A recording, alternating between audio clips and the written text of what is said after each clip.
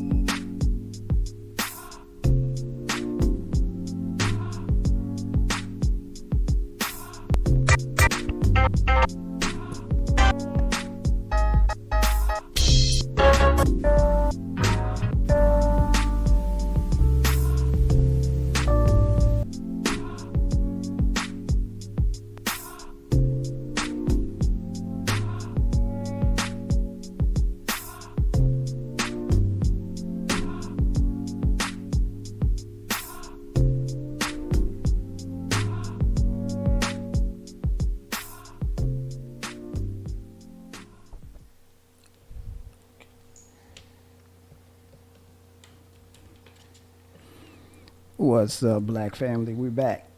Guess what? We back. Are we back, babe? We're back. Yes, indeed. Yes, indeed. We wanted to come back last week, y'all, but, you know, being that the snowstorm happened. Oh, Mother Nature. Yeah, you really can't do nothing about that, but, you know, it is what it is. So I froze to death for 3 days, y'all. man, I think everybody, a lot of folks did. Yeah, it was a lot of folks around did. Texas. Yeah, it was a big storm that hit Texas that was very unexpected.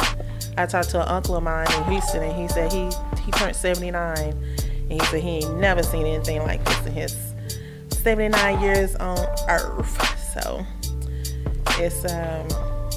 it was beautiful. Don't get me wrong. It was very beautiful, but to be here in the house 3 days, no lights, no heat. But I survived. All of us survived. I'm talking about all of us survived. We all some survived. people didn't have any water. Some people damaged, like the water damaged their homes. Oh, yeah. That ice, man. So we're good. It messed up a lot of stuff for a lot of folks. It did. But we really pulled did. out of it. Yes, we pulled out of it. We're good. So we all right. We okay now. We're all good. So and since I was in the snowstorm, when I got out, I don't know how many tunes I put out. A lot. This is one of them. This is one of my new ones. It's kind of mellow. You know, I want it to be mellow, so I want everybody to be able to relax when they hear this one. So, yeah. Very nice. You like it? Very nice. Thank you. It's a good one. But anyway, y'all, welcome to Melanated Thought, where we talk about things that affect the Black community and beyond. I am Reggie O. And I am Mimi the lady. And what a lovely lady she is, ladies and gentlemen. Thank you. Yeah. We're back, Black family. We're back. I'm glad to be back. This is the disclaimer. Let me cut you off. This is the disclaimer. I'm sniffling. He's coughing. So please excuse. It's allergy These season, y'all. allergies are bad. Man, it's allergy season. It hit me. Right. It hit me earlier this morning. I know didn't he it? starts. I'm like, I don't never hear you sneeze. Exactly. You sneezing? Yeah, that's the whole point. Because it hits us all of a sudden, man. Because it's definitely that season for the allergies to be out. So disclaimer, please disregard. We apologize in advance. Yeah, please do, man, because I'm gonna sneeze. I might sneeze every so often. Y'all know I'm a cough. She gonna cough, y'all, but hey, it is my what throat it is. cough, but I apologize. The allergies are bad. Oh yeah. So let me ask you, how was your week? You know what? Back at work, I was going back and forth between being in the office and being in the field. So, for those of you who don't know, I switched jobs. I was just going to say that for anyone who listened to the show. Yeah. I was going to ask you, how's it going? The job is going great, Black family. It really is, because I'm doing a whole lot more with what my expertise allows me to do. The only thing I don't like about it is that they could call me at the most inopportune moments to go out into the field and do what I have to do, but that's okay. It's nature of the beast. So this is like a doctor being on call. Pretty much, for the most part. Yeah. But but hey, I get it, man. I get it. I understand that's it. Call of the duty. There you go. Ain't that a game? Call of Duty. Call of Duty. Yes, it is. Yeah, that's it. The Call of the Duty. That's pretty much it. How was your week, babe? It was good. Another week. Blessed to be here. Yes, indeed. I know y'all probably don't know it, but a good friend of mine lost his grandmother, and she was like the neighborhood grandmother. Oh man, rest in peace. Her name was Pearline Stafford. We call her Old Lady. Oh yeah. So if y'all can just keep the Stafford Kent family lifted up in prayer, I would truly appreciate it. Definitely, Thank man. you. Oh, And rest Gwen, in I peace. forgot Gwen is going through something, so I forgot the name of your family, Gwen, but just want to let you know that we are going to ask everyone to keep your family lifted up in prayers as well. Definitely. Because the loss is so hard. Definitely. And I hope he's listening, but my friend, my soul brother, Leslie, just recently had a birthday. Oh, Les, co-host. I hope you're listening, Leslie. Happy birthday, brother. Call in later. Yeah, definitely call in later, man. If you're listening, but definitely, man. We would love to hear from you. Wish you a happy birthday in person. Yes, somewhat. happy birthday. Definitely, many man. more.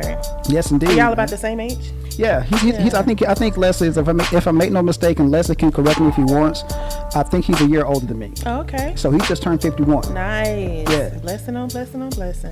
Yeah, that's a good thing. Happy birthday again, Les. Yes, indeed, man. And this is a very special show for me because this guy's one of my heroes. Number one, and number two, we're at the end of Black History Month.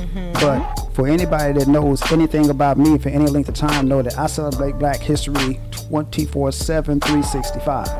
Every day. Hey, ask this lady to my right. She'll tell you. Every day. Every day, man. You know, it ain't just a one month out of the year for me. It's every day for me. But today we're going to talk about. I wanted to do this show last week because it was the anniversary of his assassination. Correct. But as luck would have it, neither one of us had internet service because it was all down. It was. So we're gonna pick it up this week, and but we got a lot to talk about today. Definitely. We got quite a bit, but I'm talking about the assassination of Hajj Malik El Shabazz, aka Malcolm X. So this should be a really good show. So, and as usual, I have my plethora of books. I'll just have one book today. Really? Just one, because I have a book that, everybody knows who's been listening to the show, and for the regular people out here, I have a list of books that every Black person should read at least once in their lifetime. And being that this subject is about Malcolm X, I just have one book, the autobiography of Malcolm X. That'll do it. That says it all. I read this book for the very first time when I wasn't even a teenager. I was like 11? I was something like that. Yeah. But I read this book years and years ago, and it's one of my favorite books. I've read this book minimum in my lifetime, that I can recall 5 times. Wow. Minimum. Wow. Probably more than that, but that's all I can remember at the moment. But yeah, I've read this book several times over, and I would suggest anybody that's interested in the life of, in my personal opinion, the greatest civil rights leader to ever live, definitely get this book if you haven't read it. It was written by Alex Haley, first-hand account from Malcolm X himself, because Alex Haley and Malcolm X were really, really, really good friends. Wow. So he asked Alex Haley to do it. Alex Haley took the time out of his year and wrote this book with Malcolm. Wow. It took a whole year? I don't know how long it took. It took as long as it took. It took as long as it took. Yeah. Plain and simple. I know he took a while to I mean, it's off subject, but he also took a while to write Roots. Yeah. So I was wondering, did he do that same dedication to Malcolm X? Yeah, he did. Yeah. He did. He made sure all the I's were dotted, all the T's were crossed, and so Right. yeah, he was. It's a wonderful work. It's a wonderful book, man. I'm telling you. Get it right in his own words. Exactly. Yeah. You know, he wrote it the way Malcolm told it, Right. step by step. Nice. So that's the only book that I have, y'all. There's another book coming out, and I think you called my attention to this, that one of his daughters is writing based on his book. Yeah. Based on his life. So yeah. I forgot how we say her name. Alacia, I forgot her. I forgot how. I don't I want to thought it was butcher your so name, pretty. sister. They're all beautiful. Yes. Women. Oh my God, they look like him. It's kind of so my funny how God, 3 man. look like him and 3 look like Betty. Yeah, so yeah. It's kind of crazy. But yeah, I saw her on a talk show and she was talking about. She wrote the book in honor of her daughter. Excuse me, in honor of her father. It's going to be a book about things we never knew about him, more or less like what they saw from him through the family eyes. Right. Which I thought was amazing. Oh yeah. It should be a good read, man. I can't wait to get it. So you know I'm going to get it. You know I'm going to get it. Absolutely. That's why I said, guess what? Yes, indeed. You know I'm going to get that one. Right. But definitely check this book out if you haven't already done it. It's going to be a good one. Right. So just go ahead and check that out, y'all. But anyway, let's get on with the matter at hand and talk about the current events. We got a lot of them. I wanna bite off. You ever listen to Charlemagne from the Breakfast Club? Charlemagne the God. Yeah. I used to listen to Charlemagne the God, man, but Charlemagne kind of rubs me the wrong way because Yeah, he's he borderline does. cooning. Yeah, he gets me to. But when he be doing his, he does a segment called Donkey of the Day. Yeah. We gonna bite off of him right now. Okay. Cause we gonna talk about your homeboy, Oh, don't say my homeboy. Herschel Walker. Oh, hell, man, come on. You would say Herschel. Herschel Walker. You would say Herschel. Yeah, my dad can speak today. My dad do. He like, that ain't nothing but a Speak it into existence, pops. If you ain't, even though you're not here. That's her name right there, Elysia. But yeah, Elysia. so I read this story. Well, Elysia. you sent me this story. Herschel Walker tells Congress. Here you go. Now, he all up there on Congress. Here you go. Black Americans shouldn't get reparations. Now, Just because he ain't black, don't put all of us in there. now, let me say this about Herschel Walker. Right. I can honestly tell everybody that I know people that know Herschel Walker, that knew Herschel Walker back when he was playing pro ball. And those people can honestly tell you that Herschel Walker has always been a coon. Wow. Always. Even when he played for the New Jersey Generals. You remember that? When he played for the USFL? No. I just already know him being professional NFL. Okay. Well, the USFL was supposed to be the competition for the NFL, but it okay. didn't last long. Oh, It didn't well, last that's long. probably why I know. It didn't last long. Yeah. But anyway, yeah, Herschel Walker, not taking anything from the man's athleticism. He's one of the baddest running backs out there. I was just gonna say that. Now he. I'm not taking that from him. Athletic wise. Yeah, I'm not tough. taking that from it. I'm He's not taking tough. that from it. He But was a really good running back, but that coon spirit, The elevator ain't going somewhere. man, that coon spirit he got. Now, and here's a picture of him that just popped up on the screen, and look who he's buddy with in the lower right. Look at that. You know who that is? You know, he said me and Donald went to Disney World with my kids and his kids. Yeah. So yeah. Oh, here's another picture. Here's a real good picture of him and Donald Trump. Look at this. Check this out. You'll see it pop up in a minute. Look at that. Unbelievable. Yeah. Well, I guess he just, what y'all say, keeping it real? Yeah, keeping it real, all right. Keeping it real coonish. Yeah, keeping it real cool. That's exactly good. what he's doing because he's That's nothing a but a good coon. one. Herschel Walker has always been a coon from what I was told. Yeah. And like I said, see there it is right there. Like I was told. Oh, the elbow bump. Yeah, the whole elbow bump with his homie. That's his homeboy. Yeah. And what tripped me out was the fact that here Herschel Walker is, when he was talking all of that stuff about Donald Trump, when Donald Trump was trying to run for president for a second term, Right. first thing out his mouth is Donald Trump is not a racist. Yep, I remember that.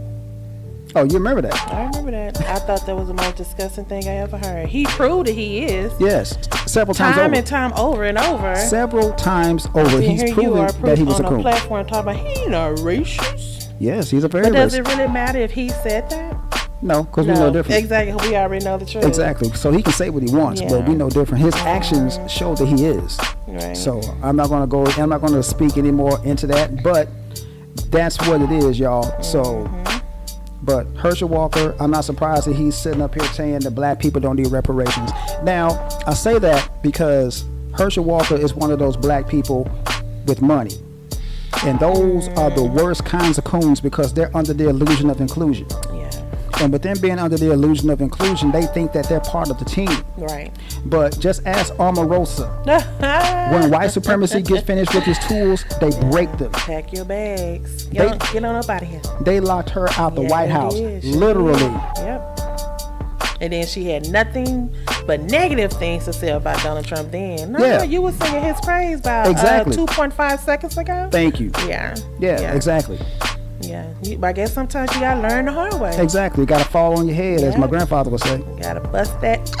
Come on now. Say that. Bust it. Say that. Say that. Bust say it that. Wide open, yeah. But that's just so sad that they have to go through those motions to really get the truth or see the real person. Because of course when you meet somebody, they're going to put their representative up first anyway. Of course not. And they're going to act like they're not something that they are. And then when push comes to shove, boom.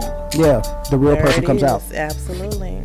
Hated that it happened to her, but she's been tapping on that line for many, many years. I think she was on The Apprentice one time. She was. And so she won. She's been on that line teetering a long time. Oh my God, yeah. She was on the fence with that right there. Literally, she was on the fence with that. And then once White Daddy pretty much kicked her to the curb, all of a sudden she tried to come back.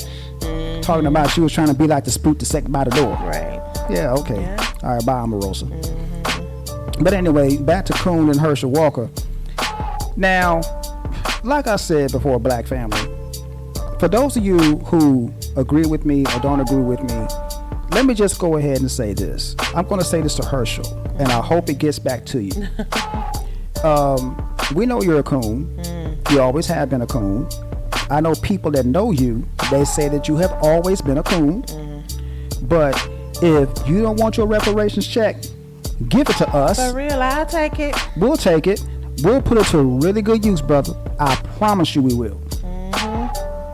So, but that's all I got to say about that. What you got, baby? You got anything? Yeah, I'm trying to find out, where was Herschel Walker born? 62. Georgia? Oh my God, are you serious? I got family. You know what? I got family in Wrightsville. I got family in Wrightsville. So I thought he was born maybe up north somewhere. No. Are you kidding me, right? No, he was born in Wrightsville, Georgia. Okay. Well, see, I mean, is this like? Let me say this. Not Wrightsville. Oh. Let me say this. Wow. Let me say this now about. That says a lot. Now let me say this real quick about Herschel before I get off of the subject real quick. With him coming from Georgia, a southern state where racism is rampant, prevalent everywhere, especially in the state of Georgia. Right. That's of why all I'm so places. surprised. And he's talking that crap about black people don't need reparations. Right.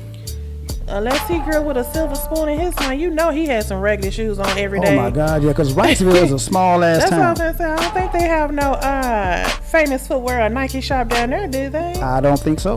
Dang. Oh my God, now that just put it all into perspective. I mean, that makes it worse for him to grow up there and have this type of mentality now. You know? And I heard him. And when I heard him talking that crap about black people not needing reparations, you can tell that the speech that he was reading, somebody else wrote it for him. Oh, okay. Well. And he was stumbling over the words, some of the words he couldn't pronounce correctly. Oh, so wow. I'm looking at him, I'm like, this dude can just barely read. He's saying he's saying what black people need and don't need? Really? Right. Do you think he even know the definition of reparations? Babe, I doubt that seriously. I'm just being honest with you. Now, I know you're not supposed to put another black man down, but damn. If they in that mode, I'm going to call it a spade a spade. Hello, there you go. Because with me being pro-black as I am not anti-white, but I'm anti everything that's going to be detrimental to black people. Absolutely. And if that means other black people, so be it. So be it. So that's just the way it is. So I'm not. In the words, what's the old saying? I said what I said. I said what I said. Plain and simple. That's right. Wow, I did not. Oh wow. Wow. Well, he done went through and beat his body up playing football all them years. Maybe he just feel like, he got his. We go out there and get ours. That's exactly how he thinks. Yeah. Like I said, a black person that has money, they're the worst kinds of coons. Which is so sad 'cause everybody, Right. We're just trying to get That's it just just like you got it, man, yeah. brother. I mean, don't just sit up here and knock us, because we do need reparations. Black people do need reparations. Absolutely. That's just set in stone. So, and we don't need a committee to study if we need reparations. Right. I think that's That's exactly what this name? HR 40 bill is coming out. I think Bernie Sanders is part of that. Bernie Sanders was part of it. Yeah. Joe Biden was a part of that also. Yeah. Oh, okay. Jim Clyburn he wrote the bill a while back. Right, I remember that. Yeah, he the one who introduced it. Yeah, he introduced the bill a while back. And now Look it's how up in the long it's forefront. taken, Yeah, and then Jim Clyburn pretty much presented the bill. Sheila Jackson Lee is backing it up, which, in my personal opinion, she doesn't really have much to say about the situation anyway, because she's from a family of immigrants. They wouldn't get anything anyway. So why even talk? So with that said, the whole HR 40 bill, for those of you who don't know, let me break it down to you real quick. The HR 40 bill was created so that there will be a committee formed to study to see if black people actually need reparations. And based on that study, they will figure out what reparations black people need. Wow. And that could be anything. That could be anything like, let's say, hypothetically speaking, like if they say that, okay, black people need reparations. Now, how are we going to repair this? I got a good idea. Let's give them 10 tons of gummy bears apiece. And that's your reparations. Nothing you can do about that. So that's kind of productive in my personal opinion. But since Biden has been in office, he has signed so many executive orders that helps out pretty much everybody except for black people. Yeah. Speaking of, the one I saw, I think I talked about that this morning. Right. No, let me say this. No disrespect to no one. At all. This is my I know where you're going thoughts. with this. I know where you're going with this too. But it seemed like LBQGTA. The alphabet people. They oh my God. The alphabet people. I think last show we discussed how was it the Asians were getting. Right. The Asians were getting. There's a law in the books right now stopping people from discriminating against Asians. Right. Now, and my question was, when was the last time you heard about an Asian getting pulled over, pulled out of their car, and getting shot for being on and getting shot just for being Asian? I haven't heard of that story. But now there is something going on in California. I think it's Sacramento. Yeah. Where somebody's going around just pushing older Asian Americans. And, okay, that's a given. But here's the thing about that. I never heard them about like brutality. No. I heard about that also. Yeah. But the thing of it is, when you have people, you can't put everybody out there in a big bubble just because a couple of dumb people are doing some dumb stuff. That's true. That's true. I mean, that's just like if a black person goes into a store and steals and robs the store blind, the first thing the store owner is going to say is that all black people are stealing. And that's what they say. And that's exactly what they say. Real. And that's exactly what they say because in the words of Tariq Nasheed, we just one big nigga to everybody. Right. If one black person does something, all black people do it. The whole one big nigga syndrome. And that's sad. We're all in the same bubble. And I hate when they say, y'all all look alike. No, we don't. Exactly. No, we do not. But yeah, well, hopefully, like you said, that would be nice if he heard this conversation. Maybe he can explain to us why he feels the way he do. Yeah. But right now, I'm just going to call a spade a spade. Exactly. That's all you can do at this point. Because to me, you taking money out of people's mouth who really, even though you might not need it, who really, really need it. Exactly. Moving on. Moving right along. Well, here's a story that was in Texas, and I think you and I go back and forth on this one. I'm just going to read the headlines that came out about it. The young man had a conversation with one of the local newscasters. He was a little teary-eyed, and he kept saying, "It hurts me, man." A Texas teen chokes back tears over his arrest during walk home after telling officers he was straight. Okay. When I read the story, he works at Walmart. He had just got off from work. The story is from Plano, Texas. He was walking home. He was walking in the middle of the street. The police came up behind him trying to figure out why he was walking in the middle of the street. He said, oh, okay, my bad. And so the police got up behind him, asking him to stop. Can I talk to you? He was like, no, just leave me alone. I'm good. And she kept saying, well, why are you walking in the street? He said, I do this every night. Okay, I'm good. So he got back on the sidewalk. Right. So they kept following him. One lady was on foot, another was in a car. They kept asking him, well, let me talk to you. Do you need a ride? And he kept saying, why are you messing with me? Leave me alone. Leave me alone. Now I'm going to let you discuss how you feel, because to me, I felt like at that point, he should have just stopped, because you look obvious. You out in the snow, cold as I don't know what, with a bag in your hand, a short sleeve t-shirt on, and they just asked you, are you okay? So I would have said, I just got off work. I'm like 2 minutes from my house. I do this every day. I'm good. For me, when you keep walking like that, you are provoking the police. Not to kill you or anything like that, but they're probably thinking you're suspicious of something, you know? So I just feel like, in my eyes, he was wrong on that stance. So I'm gonna let you expand there. Well, I'm not gonna say you're wrong on this on that standpoint. I'm not saying that at all, because I've always been of the whole adage: do not give them a reason. Right. So, and let me go back a little bit further. Malcolm X said this. Since we're talking about Malcolm X today, Malcolm X said this: when you are in another man's house, you gotta follow that man's rules. Absolutely. So. And Malcolm X also said, be courteous and obey the law. Do not be disrespectful. Now, should the police officers have been following him for whatever reason, I have a problem with that part. Right. That's what I have an issue with. Well, let me say this.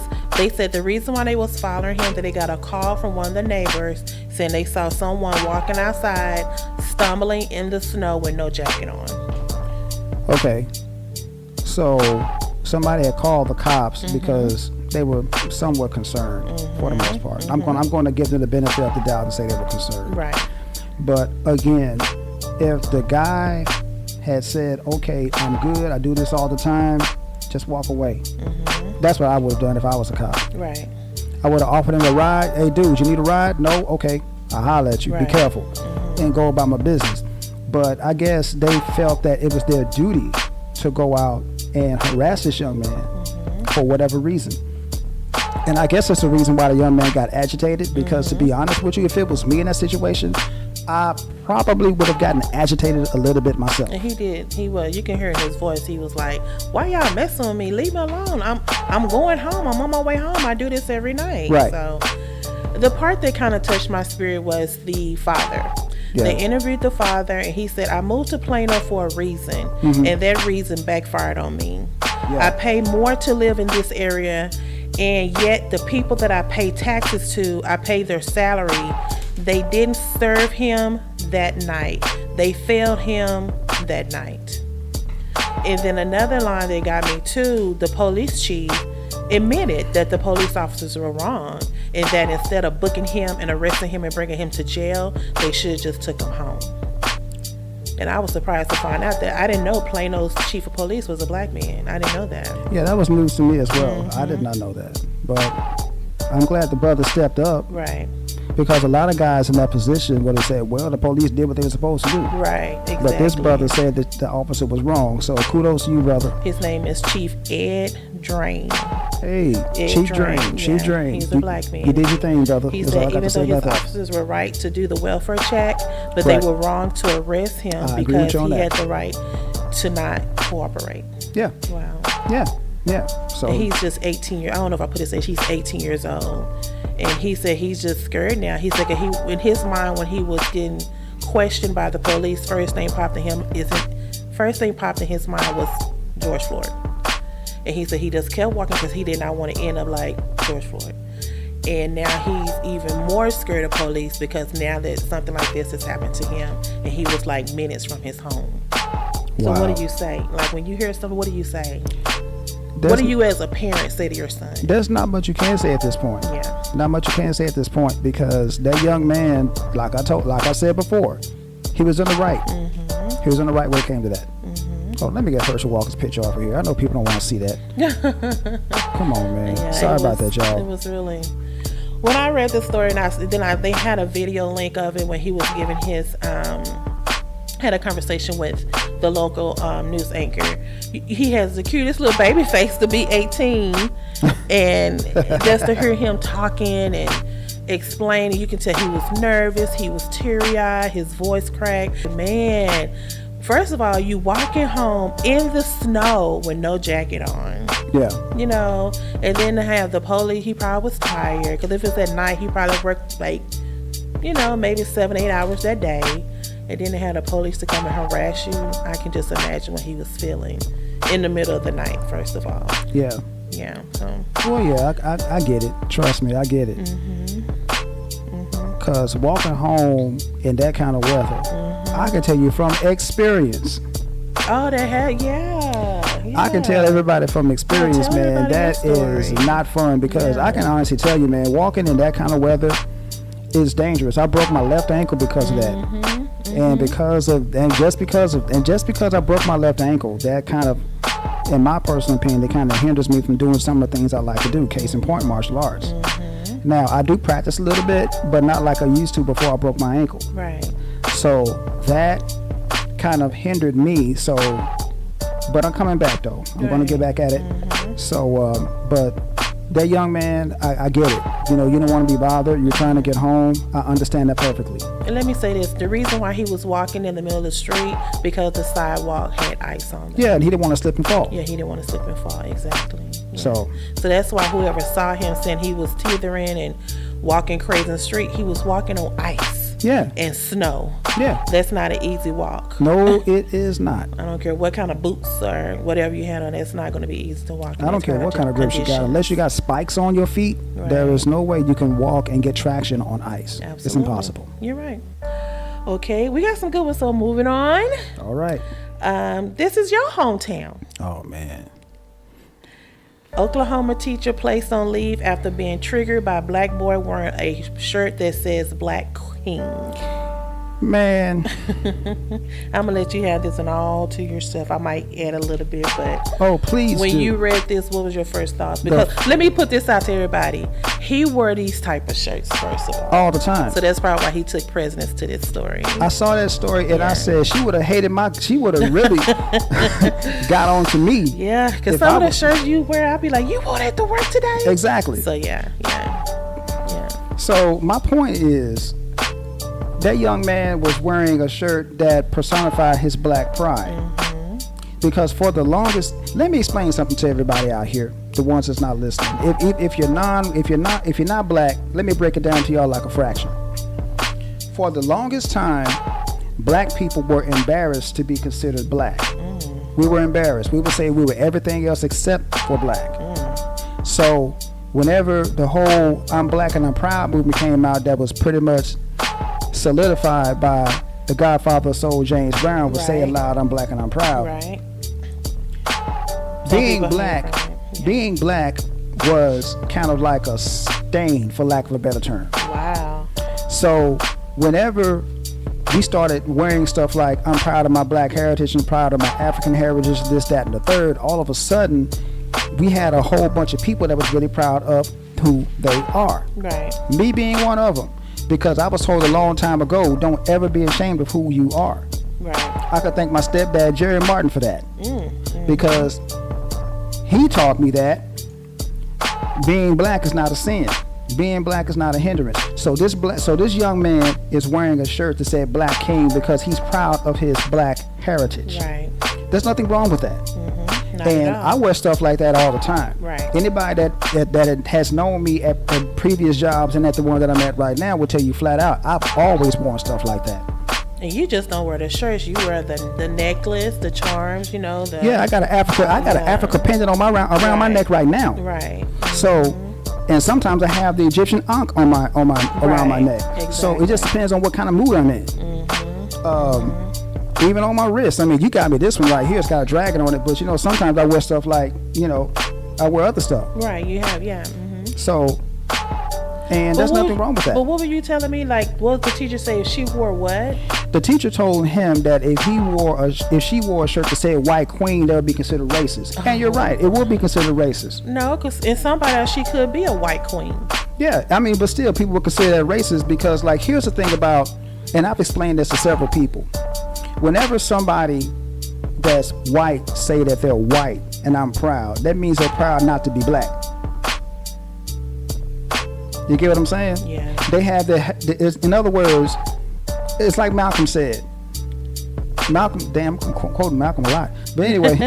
Topic of the show. Hey. Come on now. But very prevalent these days. No doubt about it. But I said, Malcolm said this. He said, when a white person from the United States say that they're white, that means that they're saying that they're boss. And he's absolutely right. Oh, wow. That's how they think. Now, if a white person from, let's say, a European country comes up and says I'm white, they just using that as a brief description of themselves. Right. Other word, because any other time they would be saying that I'm Scandinavian, I'm German, I'm French, I'm Greek, or whatever. Right. And they distinguish themselves from everybody. Yeah, they distinguish themselves from everybody else. Exactly. So when you come to the United States, everybody's so mixed up. They say I'm white. They just say I'm white and I'm in charge. In other words, I'm glad I'm not you. Right. So yes, color. it will be considered racist. You're absolutely right. It'll be considered racist because it is. Right. And the young man that we're talking about, his name is Laurel Taft. Laurel Taft. And he's 13 years old. Come on, brother. Be proud of your. Absolutely. Don't ever be ashamed of who you are. Obviously, he's been taught this at home because he's not getting at the school. Come on now. Do you know this school? That's in Edmond. That Edmond is a little bit north of where I come from. Oh, okay. Okay. In Oklahoma City. Okay. So, yeah. But he must be getting taught this at home. 'Cause his mom was standing right by his side. Come on, mama. She said she knew he had it on, and she's proud that he had it on. Thank you. Nothing wrong with that. Good story, though. Yes, indeed. Real good story. Okay, moving forward. Here's another little boy. Baton Rouge, Louisiana. Yes, sir. Baton Rouge officer under investigation after video shows black child pinned to ground in chokehold. Man. Well, they done got tired of grown-ups. Now they messing with the children. The chillin'. They mess with the chillin'. No, seriously, they are. Yeah, I mean, really I'm laughing, but I'm just laughing at the way she said children. Yeah. But yeah, that's I'm laughing at the situation. I would never laugh at the situation. Did you see the picture? How he's looking up like, help me. Yeah, help me. Yeah. Yeah. Man, but what's so funny? It was a girl too. They did a girl and a young man. Mm-hmm. Man, come on, y'all. Not a girl, it's a male and a female, and they both were 13 years old. 13 years old, getting tackled by this man. From what I'm seeing, is minimum 200 pounds. 200 pounds. Minimum 200 pounds. And then there was a second one right here doing something. I don't know what he's doing. So that's just, I don't know. But the point that we're trying to make here, black family, is this right here. That was completely unnecessary. Mm-hmm. It's a 13-year-old child. Mm-hmm. A child, not a grown man, but a child. And you got this, putting all your weight on this man, on this little boy. For what reason? Well, they said they was called out because of a fight. Somebody had reported a fight involving teenagers, some of them who had baseball bats. It was also responded that the fight was between members of two families. Wow. And that adults were involved also. So there were some adults out there. How did the 13-year-old ended up on the ground? Good question. That's a really good question. I question the adults out there. Yeah. Because if it was adults out there, but let's just say, hypothetically speaking, let's just go with that there was adults out there, and there were adults out there in the altercation. Mm-hmm. Let's just say if there were. Mm-hmm. When is somebody going to grow up and say we shouldn't be acting like this in front of a child? Mm-hmm. That's number one. Number two, where were you when this officer was tackling your 13-year-old child? Well, it's so funny. They had came out before and left the scene, then they came back again. That's when the tackle and disrespect took place. Now, when I read this story, I also saw a part where this isn't the first time that officer had an issue. Oh, God. So he's a repeat offender. He's a repeat offender. He's a repeat race soldier. Yeah. That's what he is. He's a race soldier. Good one. He's a race soldier. That's exactly what he is. Yeah. That's what it is. And that's sad. They was charged with resisting arrest. And the young man was charged with battery of an officer and disturbing the peace. Hold on. Hold up.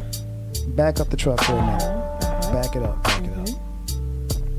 Now, you got this 13-year-old child on the ground. Who is he hitting? Obviously, who did he hit? Obviously, he hit somebody. They said they got him on battery of an officer. And they was taken to a juvenile detention center, held for several hours until they was released to their family. Right. So the pictures don't show this story because the pictures show two officers on him. One humongous one has him pinned to the ground. So, and he has his hand pinned with the officer's arm around his neck. So unless he hit him, and that's how he ended up tackling him to the ground, even if the young man hit him, look how big that officer is. I'm sure it was just like a little sting. It wasn't nothing major. As big as this officer is, that little 13-year-old fist be just like throwing a grape at that big man. Come on, really? like a little baby hit. Yeah. For real, come on. And I know he's got Kevlar, and you can tell that, so he's not feeling it. Yeah. Because he's in full, he even have on the... yeah, he's got the body armor on. That's what I'm saying. Armor. So if he's got body armor on, then I know he's not feeling that little hit. Come on, man. Okay, so let's me play devil's advocate. Here I am. Okay. Is it a color? Is it racial? Say what now? Is it racial? Even with the first story this first story we read about the young man walking home, is it racial? Yep. Because I forgot to but to mention the young man walking home from Walmart was black, and the two officers were white. Of course. In this situation, the two officers are white, and the young man is black. I'm pretty sure the young lady was black as well. Of course. Because in Louisiana. Yeah. Yeah. So do you think it's racial? Definitely. There's no question about it. And I would tell anybody to, if you think it's not racial, by all means, let me know different, please. Definitely. I want to know. Definitely. I want to know. So, wow. Next story. Again, they're messing with our children. Yeah, there you go. They're messing with the children, man. When you start messing with children, that's just asking for trouble. You have nothing else in your life going on. Yep, you're asking for trouble. Okay, here's another one. Obama says white resistance kept him from pursuing reparations during his presidency, although he believes they are justified. So here we are talking about reparations again, but this time it's with President Barack Obama. Is your stand still the same as his versus Herschel? Here's my deal about President Obama. Granted, he would have been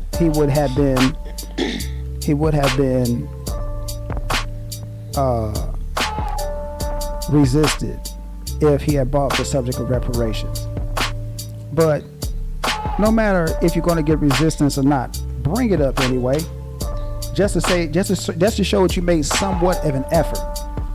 You don't think he did? Because they shot down everything else he brought up. You don't think he never presented that to Congress? I know he didn't. You don't think so? I know he didn't. I know for a fact he didn't. So, with that said, I mean, he's saying that now. It's easy to say that you would have done it, but you would have been shot down since you're not in that position right now. That's easy to say. Anybody can say that shit. But the thing of it is, you should have at least tried. Right. That's my problem. That's the only problem. That's the only problem that I have. At least present it to let us know that you tried to present. Exactly my point. Yeah. At least show us something. I mean, because otherwise, as far as we can tell, you didn't do shit for us. Yeah. I mean, that's just how I see it. It's a lot of people who say, because you never heard of it. Exactly. You never heard of it. I mean, granted, it's easy to say that now, but come on, brother. Right. At least when John Lewis, we saw things that John Lewis tried to do, but they shot him down too. But you really didn't hear anything that Obama did for African Americans, blacks, or whatever. Right. Yeah. Which is unfortunate, you know. And for him to talk about it now is kind of like, why? Too little, too late. Yeah. Why? Yeah. Too little, too late. That's pretty much it. Too little, too late. I guess he's trying to show you, I did try. They shot me down. Well, you should. Yeah, okay. So when you read the story, did you believe him? No. You didn't give him the benefit of the doubt? Nope. Wow. I sure didn't. And the reason why I didn't is because everything that every other president has done, even if they got vetoed or shot down, they tried. I mean, Donald Trump, I can honestly tell you this. I'm not a Trump fan by any stretch of the imagination. I never will be. But everything that he wanted to get out there, he got out there. Except for that wall. I knew that wasn't going to happen. Yep. Well, but he had a Congress that was majority Republican too. Yep. So he could have said, okay, today is National Fry Egg on a Sidewalk Day. It would have passed. It would have passed with no problem. You know, so. Would have passed without a problem. Right. So, I know they're messing with the feed now. We said Trump. We said reparations. We're going to have to use Nash word, Tammy, so they don't know. Yeah. Yeah, because it was doing just fine. Then all of a sudden we mentioned Trump. Yeah, we mentioned Trump and we mentioned reparations and everything else, man. All of a sudden they started messing with the feed. But, you know, that goes without saying. Just our thoughts, people. Yeah, come on, Don't y'all. send the FBI over Come on, here. YouTube. Stop tripping. Stop tripping. Well, that's all I have for major headlines, current events. Okay. Of course, just keep us all in your thoughts because like I was saying to my aunt the other day, 2020 was hell. I don't want to bring her back up. Go on, say where you're a girl. But 2021, we're in the last day of February, which is the second month of the year. Right. Which I feel like is too short for Black History Month. I feel like February zoomed by. It ain't been too pleasant so far. Well, I can honestly tell you, a little bit of history on Black History Month. Carter G. Woodson was Dr. Carter G. Woodson. Call him by his proper moniker.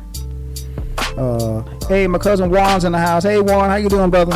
Hey, Juan. So, with Carter G. Woodson, he was the one that came up with the whole concept of Black History Month.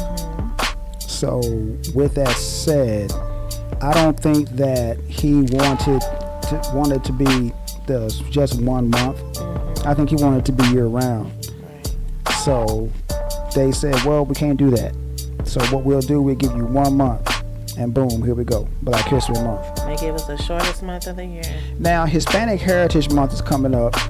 I think, if I made no mistake, the month that they celebrate Hispanic Heritage Month has 31 days in it. I think. I might be wrong, but let's just check that out. Yeah, look at Hispanic Heritage Month. I'm trying to sound make too much noise typing. Oh, it's okay. Do what you gotta do. We got laptops here, so it's no big deal. This is September the 15th. Oh, come on, it's 30 days, man. Come on. Wow. It starts in September. Wow.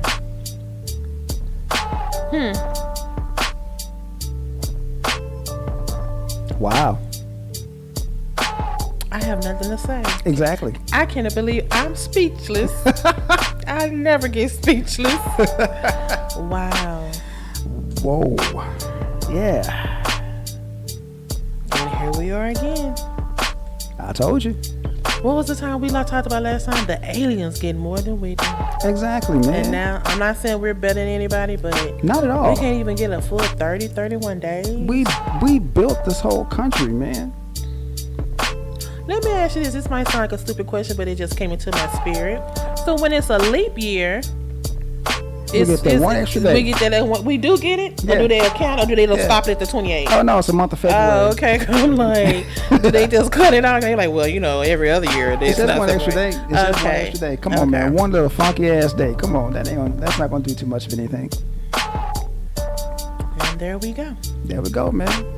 All right, to the subject at hand. Oh man, hold on real quick before we get to that. I got a picture to put up here for everybody to see. Yeah, we got some new stuff out. And booyah, that's it right there. Oh Lord. Yeah, buddy. Me and the lady right here, we got our matching shirts on.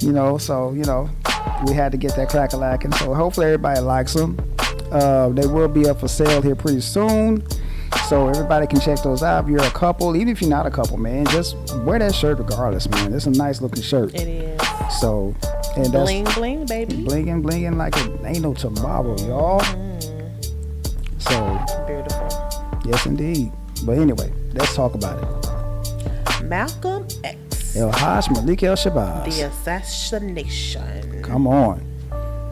there was something that I wanted to bring. I will get a little bit further into that. So let me pull it up real quick. Where is it?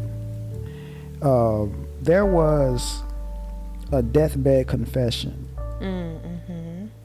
about a man named Raymond Wood, and he confessed his involvement into the assassination of Minister Malcolm X. Let me pull it up real quick. And hold up, I got it on here. Let me put it in the slideshows real quick. I got a picture of Malcolm up there right now.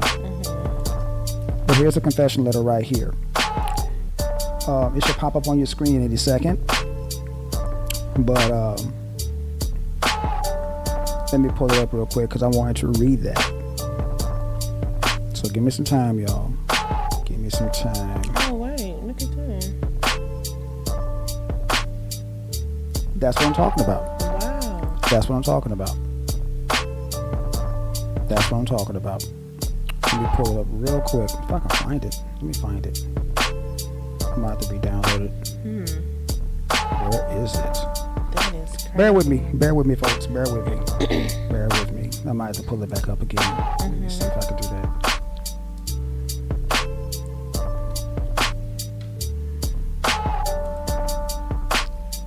I wonder how his daughters feel. I think they were fairly young.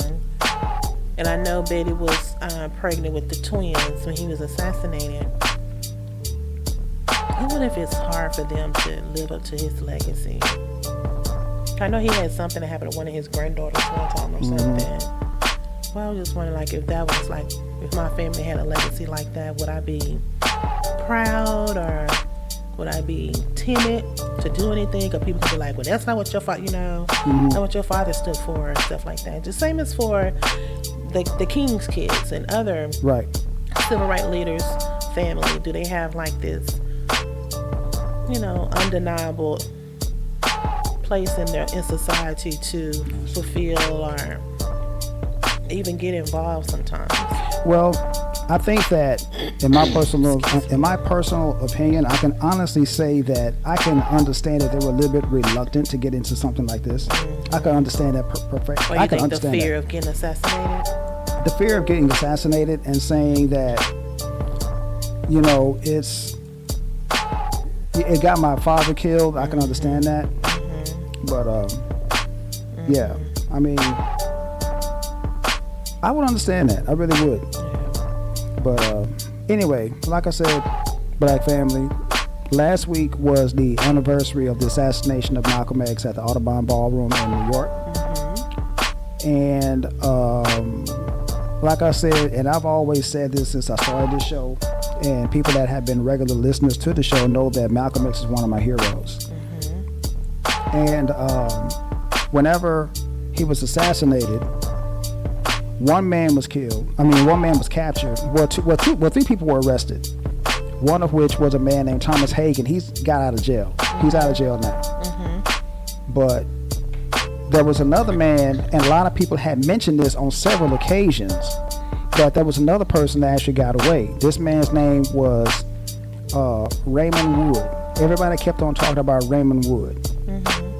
Now, Raymond Wood, for those of you who have been doing some research on this, was a government agent that infiltrated Malcolm X's organization to help bring Malcolm down, for the sole purpose of bringing Malcolm down. Now, this has been done to pretty much every black organization on the planet. Now, those guys that were arrested in conjunction with Malcolm's assassination were supposed to be members of the Nation of Islam, but they were agents. FBI agents. They were FBI agents, actually. So they were actually used as patsies, because I remember reading on several occasions that Elijah Muhammad ordered the Nation of Islam to leave Malcolm alone. He said, don't touch him. If anybody touches Malcolm or harms, this is what Elijah Muhammad said. He said, if anybody harms a hair on Malcolm's head that's involved in my organization will have to answer to me. Right. And Elijah Muhammad has some really loyal followers. If he said jump, they would not hesitate to say how high, sir. Malcolm X was one of his most prominent followers. And whatever Elijah Muhammad said when he was a part of the organization, he did it. Right. So with that said, I got the deathbed confession right here from Mr. Raymond Wood. And I am going to read this verbatim. So listen up, y'all. Let me turn this music down. I, Raymond A. Wood, being of sound mind and body, wish to confess the following. I was a black New York City undercover officer from April 1964 through May of 1971. I participated in actions that in hindsight were deplorable and detrimental to the advancement of my own black people. My actions on behalf of the New York City Police Department, or BALSI, which was an organization that they had built to bring down certain black organizations, were done under duress and fear that if I did not follow the orders of my handlers, I would face detrimental consequences. Presently, I am aging with failing health. Recently, I have learned of the death of Mr. Thomas Johnson and are deeply concerned that with my death, his family will not be able to exonerate him after being wrongfully convicted in the killing of Malcolm X. That's deep, ain't it? Very. The facts are as follows. April 17th, 1964. I was hired by the New York City Police Department. Without training, I was immediately signed to the BALSI Investigation Unit.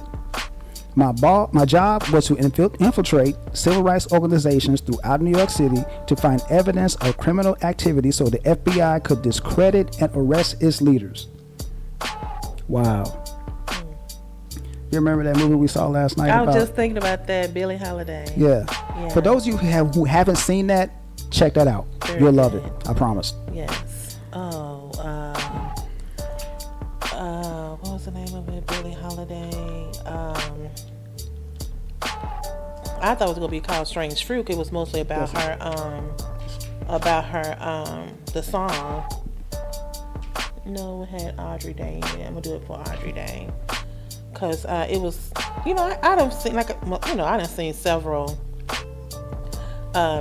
Billie Holiday movies, blah blah blah blah blah. Here we go. Yeah. The movie is called United States versus Billie Holiday. Yeah, and it was on Hulu. Yeah, it was on Hulu. So check that out, y'all. Very good. Okay. Oh my gosh. Let me continue with that. Okay. Under the direction of my handlers, I was told blah blah blah. I was told to encourage black leaders and members of civil rights groups to commit felonious acts. The Statue of Liberty bombing idea was created by my supervisors/handlers. Using surveillance, the agency learned that Bo and Syed were the key players in Malcolm X's crowd control security detail. It was my assignment to draw the two men into a felonious federal crime so that they could be arrested by the FBI and kept away from managing Malcolm X's Audubon door security on February 21st, 1965. On February 16th, 1965, the Statue of Liberty plot was carried out and the men were arrested just days before the assassination of Malcolm X. At that time, I was not aware that Malcolm X was the target. On February 21st, 1965, I was ordered to be at the Audubon Ballroom where I was identified by witnesses while leaving the scene. I just talked about that. Thomas Johnson was later arrested and wrongfully convicted to protect my cover and the secrets of the FBI and the New York Police Department. I have placed my full confession into the care of my cousin, Reginald Wood Jr. I have requested that this information be held until after I have passed away. It is my hope that this information is received with the understanding that I have carried these secrets with a heavy heart and remorsefully regret my participation in this matter. Signed, Raymond A. Wood. Couple of things. Why he didn't want it read until after he died, why he thought because of retaliation. That's exactly it. And who did he send it to? Malcolm's daughters or to the FBI? Who did he send a letter to? He didn't send it to anybody. He told his cousin to keep it. And who did he give it to? His cousin just not told everybody about it. I'm just wondering, did he go to Malcolm's family or did he go to the government? I hope he went to his family first and foremost. That's what he should have done. So they can get a peace of mind. That's what he should have done. Or some type of closure. That's what he should have done. So do you think it's true? Because his daughter is trying to say that it's a fake. Yeah, I heard about that. Yeah. I heard about his daughter said it was a fake. I heard about that. And of course, she's going to try to save face for his family, for her family. Her dad's not a coward. Her dad's not a coward, blah, blah, blah. Of course, you know, they're going to say that it's fake. But it's got his signature right there. Yeah. So if it's a fake, he signed a fake confession. Right. And for what? You already passing away. You know, Exactly. so, He's dead now, so who's to say who's... So I'm thinking it's true. I think it's true. I think it's true because I had read several stories about another person that was in connection with Malcolm's death that got away. And everybody kept on saying it was Ray Wood, Ray Wood, Ray Wood. Oh, Ray Wood, okay. Even Dick Gregory, and this is the main reason why I believe it, even Dick Gregory mentioned him by name. And he was he was back then and all. Yeah. He involved. Dick Gregory knew Malcolm. Dick Gregory knew Elijah Muhammad. Yeah. And Minister Farrakhan. He knew everybody. Wow. He was real cool because like Dick Gregory was right there when in the civil rights struggle. He was right there at the forefront. Okay, it was released last week by Malcolm X's three daughters, civil rights attorney Ben Crump and Wood's So he cousin, did go to the family. Reggie Wood. He did. Yeah. Wow. So why would he do that? Why would he lie? I'm like, if I'm dying, I'm not finna say nothing. Why would he do not that? to be facetious or anything, but wow. That's what my grandmother always said. That conscience will eat you up. It'll eat you alive, literally. Teddy Pendergrass had a song out in the 70s. You can't hide from yourself. Now the hook to the song goes as follows: you can't hide from yourself. Everywhere you go, there you are.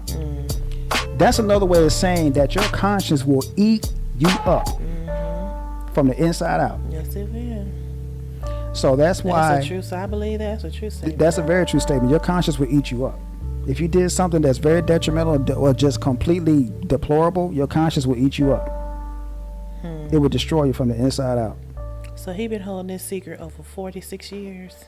A long time. Jesus. A long time. So, is that the only one we never really knew? Did they ever?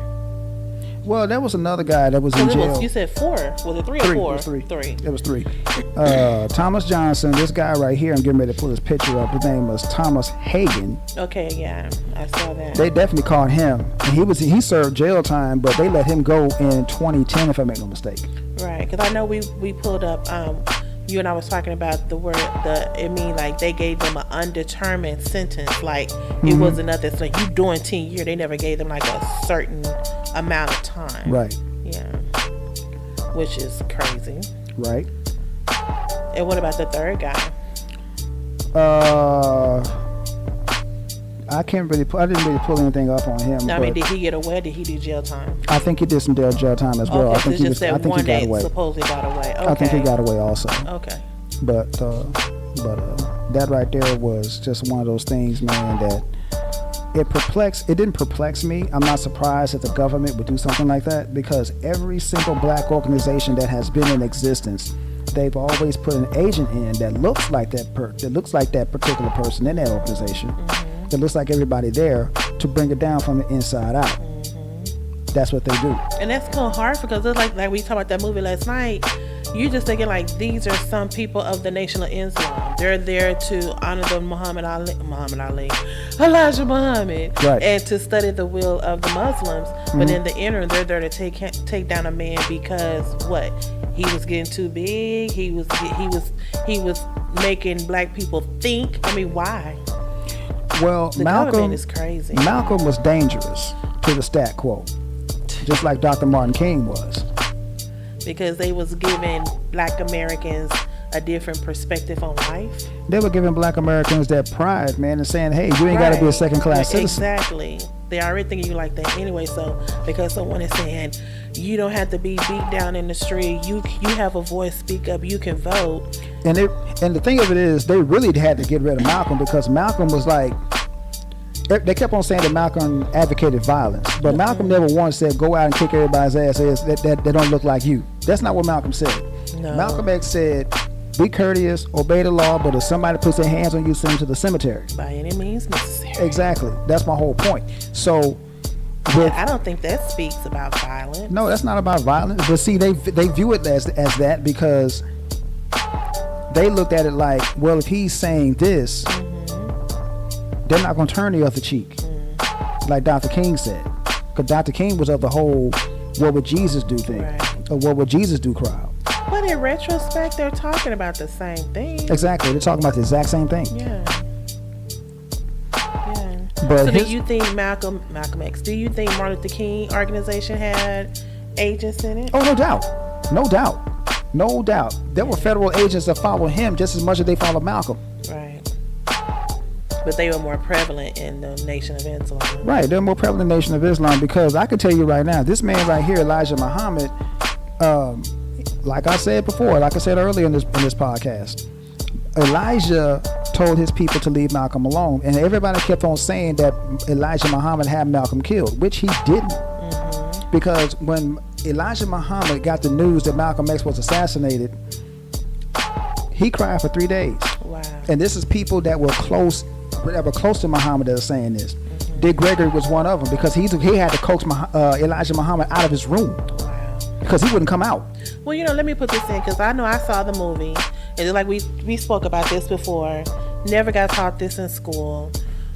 First time hearing about it was the movie, sad to say. But in the movie, they made it seem like that Malcolm was killed by the Nation of Islam because he found out that Elijah had impregnated 6 of his secretaries and had children with them, and they drew a paternity case against him and things like that, which went against the code of the Nation of Islam's law. Right. And so when Malcolm found that out, he felt like, oh, that's, I can't be associated with this. I'm going to go out on my own. Right. And by him trying to pull away, going out on his own, the nation was like, oh, no, you can't do that. You got to remain here. Right. And by him being so defiant, they killed him. So you're telling me that's not true? Well, that's exactly what I'm saying, because Malcolm, even though him and Elijah Muhammad had their little, I want to say, argument, riff or whatever, Elijah still loved Malcolm. Now, like a son, right? Exactly. As a matter of fact, Warif Dean Muhammad was jealous of the relationship that his daddy had with Malcolm, because Elijah Muhammad loved Malcolm like he was his son. Okay. Because Elijah Muhammad was actually grooming Malcolm to take over the nation. Right. And whenever he's dead and gone, he was grooming Malcolm to take over the nation. And then this happened. So once Malcolm split and got away and started doing his own thing, a lot of people don't know this. Malcolm X was trying to get back into the nation at one point. Oh, okay. Is this after he went on his 90-day sabbatical? He went out there and did his 90-day sabbatical and went overseas to Mecca. Right. And started practicing Sunni Islam, which is more traditional Islam as opposed to what Elijah Muhammad taught. Correct. So after that he tried to? Well, once he got back to the States, he started thinking and whatnot, and he was trying to get back into the nation. So I've never heard that either. Yeah, a lot of people haven't. A lot of folks haven't, but that's what happened. So I just thought he tried to do his own.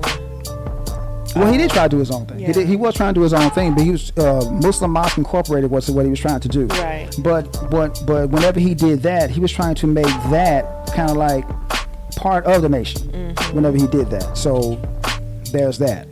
But you was telling me earlier that he never got a chance to do it. He never got a chance to do any of that because he got incorporation. killed. Right. He didn't get to incorporate anything because of the fact that he was killed. Even though he had followers with him, right? Yeah. And he wasn't able to appoint anyone. Right. He wasn't able to do too much of anything because they killed him before he could do anything. Wow. Wow. Yeah, just listen to this and listen to the movie and hear you talk about it. And then what made it come full circle to know that they did this to just not Malcolm and Martin. They did this to jazz artists, any black person that was putting out anything to make black people think. Right. The FBI had their hands on it some type of way. They wanted black people to remain docile and just to take whatever abuse like we just was handed robots. to them. Yeah, exactly. Exactly. That's exactly what they wanted. So that's precisely what they wanted. That's exactly what they wanted. You couldn't have said it better. That's unbelievable. Listening to your phone calls, tapping your oh yeah, they did all bugs that. in your room. They did all of that. They did all of that. That's crazy. amazing. Now I also read someplace that his daughters were coming out with a clothing line. Oh, really? With Malcolm X stuff on it. Mm-hmm. Now, that right there, if anybody knows me, they know that I have an Etsy store, and my biggest seller is a Malcolm X shirt that I designed myself. Yes, it is. Yes, so it is. That is amazing to me. Mm-hmm. I don't have, it is what it is, man. Yeah. Some people still love to show their pride on their back, you know. No doubt, no doubt, man. You know, like I said, I did that in honor of Malcolm X when I did that picture, and I don't have it up here right now. You know what? Beautiful women. Yeah. Oh my God. And it just amazed me how 3 of them look just like Malcolm and 3 of them look like Betty. Yeah. Wow. And we already spoke about one of the oldest one have a book coming up out there. Yeah.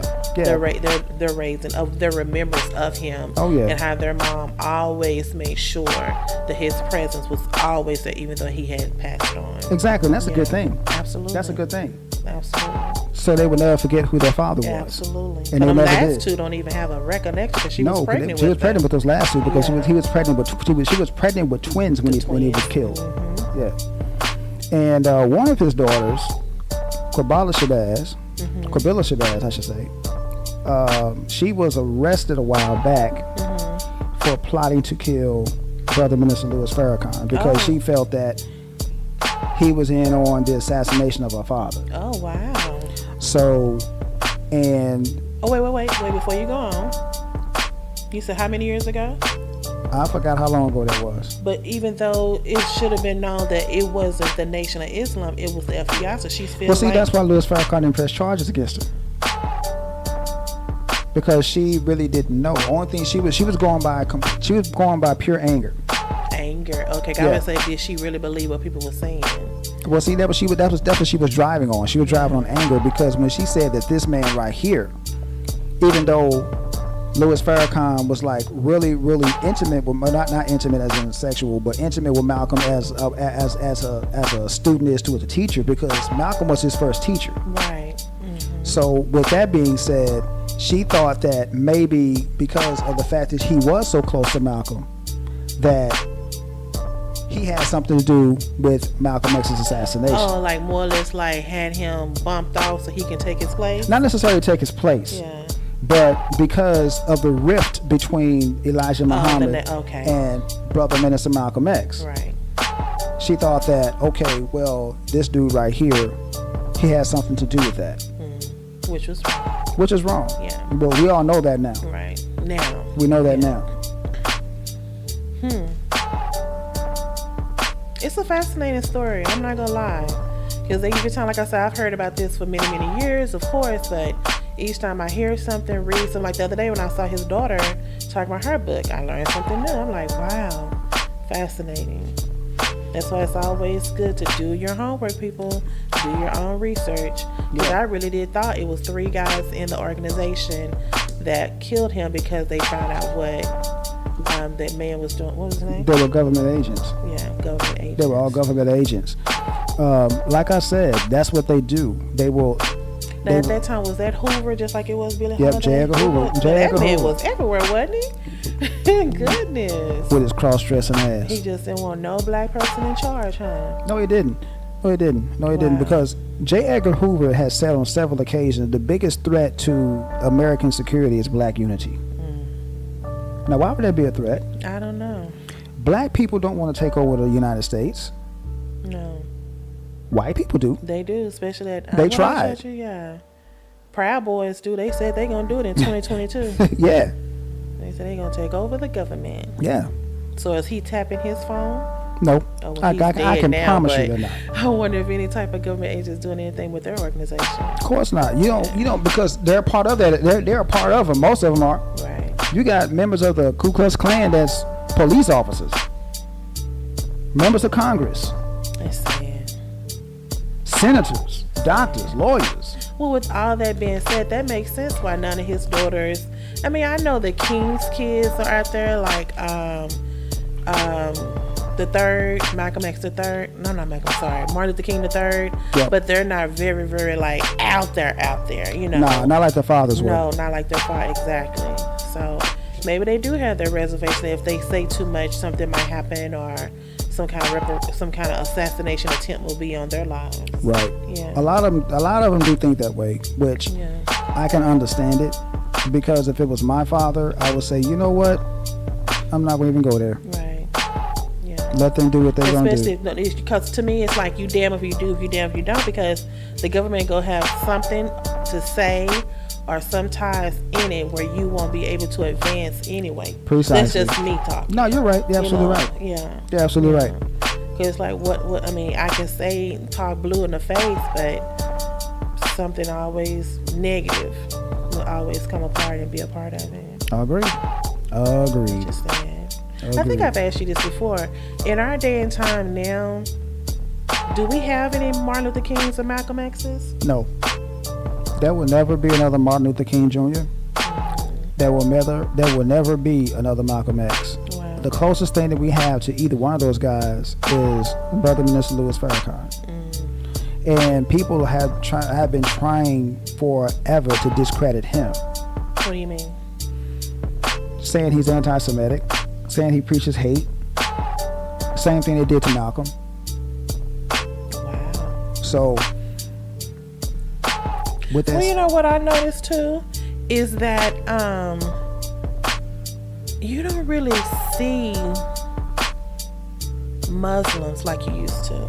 You know, like every morning I used to take, a certain way to work, and they always on the corner with the newspaper, final call, and the fruit, and the like I used pies. to have someone come to my house on Saturday mornings, and it'd be like Jehovah's Witnesses and then some others. You know what I'm saying? So you really don't see that. So I wonder, why have they decided not to be so like in the world like they used to be, like always doing something? Because you don't really hear about it like you used to, Right. Like when for instance, when something used to happen back in the day, the Malcolm, the Muslim would show up and try to rectify the situation. Now you have people like Benjamin Crump and what's the other lawyer that always around when something happened now. So you don't really hear about the Muslims getting involved like they used to. Why do you think that is? I'm not going to speculate as to why. Because, to be honest with you, the best person to ask that will be a member of the Nation of Islam. You know anybody? You know any Muslims? I know a few. I don't know any. I know a few. I know a few. I used to work with one. He was cool. Name was Greg. Greg was cool as hell. I used to always, whenever I would go see him, I would always greet him in the Muslim way. I say, "Assalamu alaikum." He would always respond, "Wa alaikum salam, brother." And he give me a pound, whatever, give me a hug or whatever, and I'd ask him, "Hey man, what you got?" He'd say, "Man, my computer's doing this, that, and the third. Go ahead and fix it." I said, "Cool, I got you, brother." And I would go ahead and help him out, and me and him would have conversations at lunchtime about some of everything. So that was going to ask you. So would he go and do the praying like he would? Wow. Yeah. So he is still practicing, I guess. Oh yeah. He's a practicing Muslim. I wonder would he say anything, or would he know? If I can find Greg's number, I would definitely have him give me a call. That's a good question. Too. Like, I would like to know why they're so reserved now. Why they're not active? Active, as they used to be. Right. Yeah. That's a good question. They used to be everywhere. That's a really good question. That is a really good question. Because I know folks in Chicago, and they tell me that the Muslims are out there all the time, even in New York. The Muslims are out there all the time. They're out there on the corners. They're preaching, Now? Yeah, to this very day. See, I don't see that in Dallas like I used to. I know that in Oklahoma City, there's a small Muslim mosque there. Really? Yeah. I didn't know that. Oh, yeah, that's a Muslim mosque there. Like I said, like I told you before, and I've said this on the show before, I was close to being a Muslim myself. Yeah, I thought you was up here. You was in Oklahoma? I was in Oklahoma. Oh, wow. Yeah, I was in Oklahoma when that happened. Because when I was listening to what he was saying, I said, you know what, that makes sense. So would you see him speaking live or something? Yeah, I saw, the brother that came by and said, "Man, why don't you come out to the mosque one time, man? You come on out to the mosque." You know where the mosque is? Right on 23rd Street. I knew exactly where it was. Okay. So I just went out there. I went to the mosque one time. I heard the brother talk and heard the minister talk. I forgot who the minister was out there. But I heard the minister talk, and I'm like, okay, that makes sense. I can relate to that. And so the brother that tried to get me to come on, he's like, "Man, what you think? What you think?" He said, man, I can see you in the FOI, man. I can see you as the Fruit of Islam, man. Come on, why don't you come on in? And I was really close to going. Wow. I was close to going. So, but me being a free thinker, I said, I'm good. So, no disrespect to those brothers. No disrespect whatsoever. I'm trying to figure out, how old would he be now? And what do you think? Oh, 96. Wow. Wow. Because he was born in 25, right? Yep. Wow. Do you think he'll be happy with the state of the world, the state of the culture? No. Because I think that Malcolm would say that black people as a whole have regressed instead of progress. Because think about this. We're in the same position that we were in before the Civil Rights Movement. We're in the same position now. Right. We haven't moved not one single step. And do you think that's because we're out here trying to survive? Like, we're going to college and we're trying to get the corporate jobs, and we're not really taking into account our culture as they used to. Like I was saying to you when we talked about this morning, how the way they used the Martys and have on the women had on nice dresses and they look kitten heels, and the men had on shirt and ties and their little Stacey Adams, and then here we are with our feet stuck in slides and booty shorts on, and the boys had shorts on across their butt. You know, it's like they took pride back then when they did all the marching. So you think we done we're still marching, but we don't have that same intensity like they had. That's exactly it. Some people go to the marches just to say that they participated in something. Yeah. Not that they did anything. Right. They just participated. And they also do it for social media likes. Know what I mean? Is that what they get on likes? Yeah, likes. Yeah. Get it for the likes, yeah. They do it for the social media likes. They're not doing anything to uplift themselves. Like this show, for instance. I'm not doing this for any monetary gain. I don't get paid a dime for this. Right, no, not at all. Oh. I'm doing this because I love black people, and I want black people to know a few things. I want black people to uplift themselves. Absolutely. That's what I want. That's why I'm doing. That's why we do this show. That's what we want to do. Yeah. Doesn't have anything to do with social media likes. To be honest with you, I could care less. If one person is listening to me, I'm good. That's what I said to him. I'm not even on social media. I know I don't do it for social media. I like to do it because after speaking to you as to why, and I started thinking, you never know what people go. When you talk to someone, they share their thoughts, which is totally different from you. It make you look at things a totally different way. Right. And that's what it's all about. Yeah, like I said, this is a labor of love, black family. That's what this is. I'm not doing this for likes. I'm not doing this to. And I'm definitely gaining knowledge about things I never had in my repertoire. And that's before. The whole point. Yeah. And that's what I want to do. Absolutely. I'm not, right. I mean, I'm doing this for the love of the people. Thank you for inviting me. Thank not you. a problem. I love it. I love it. And like I told you before, and I told you this on several occasions, I love doing the show with this woman. So ditto. Definitely ditto. Yeah, definitely, man. Like I told you when I first met you, it's like, dang, he know everything about Black history. And I felt kind of like a lame almost. I'm like, man, I don't hardly know anything. But then just being around you and some of your books we've read and doing this show has opened my eyes up, and I've learned some more that I never had attained in school. So right. Yeah, maybe that's helping somebody else as well. I hope so. Yeah. Because I'll be the first to tell anybody, I don't know everything. I mean, I'm always learning something new about Black history myself. I don't know everything. I know a lot, but I don't know everything. It's always evolving. There's always more to learn. I mean, there's always something else I didn't know. Mm-hmm. So it's not that big of a deal. But like I said, and Malcolm X has said on several occasions, another Malcolm X quote, Malcolm X had always said that education is the key. Definitely. So to piggyback off what you said earlier, the reason that people don't take pride in their appearance and how they look is because the appearance and how they look now, with the pants sagging off their butts and the booty shorts, that's what they see in the media. Yeah, but that's what they see. So they figure that, okay, well, this is okay for the media. I'm just gonna go out here looking all kinds of crazy, and nobody's, I'll get a shitload of likes on my social media. And that's pretty much how they see it. Whereas back when we were coming up, I was always told, if you step outside that house, you're representing your family. Absolutely. So look your best at all times. Absolutely. That's what I was told. I mean, you know. Me too. That's I live by that now. Yeah, Try to anyway. She does, y'all. I mean, she don't step outside this house unless her makeup is on point. If you see me with that not on, it's a dire straight Exactly. emergency. There's something going wrong. You know, something's wrong with Something's wrong with her family. Something's wrong with me, and she's running out. So you know, whatever. You know. But that's just a pride thing. You know, it's like it don't matter what you look like, what shape you are, whatever. Just take pride. It's like they had so much pride back then, and even though they used to sick dogs on us and spray with water hose, they still had their suits can't on. go nowhere and get some water, can't eat here, can't use this, or they still had pride. They walk with their heads up high. I just loved it.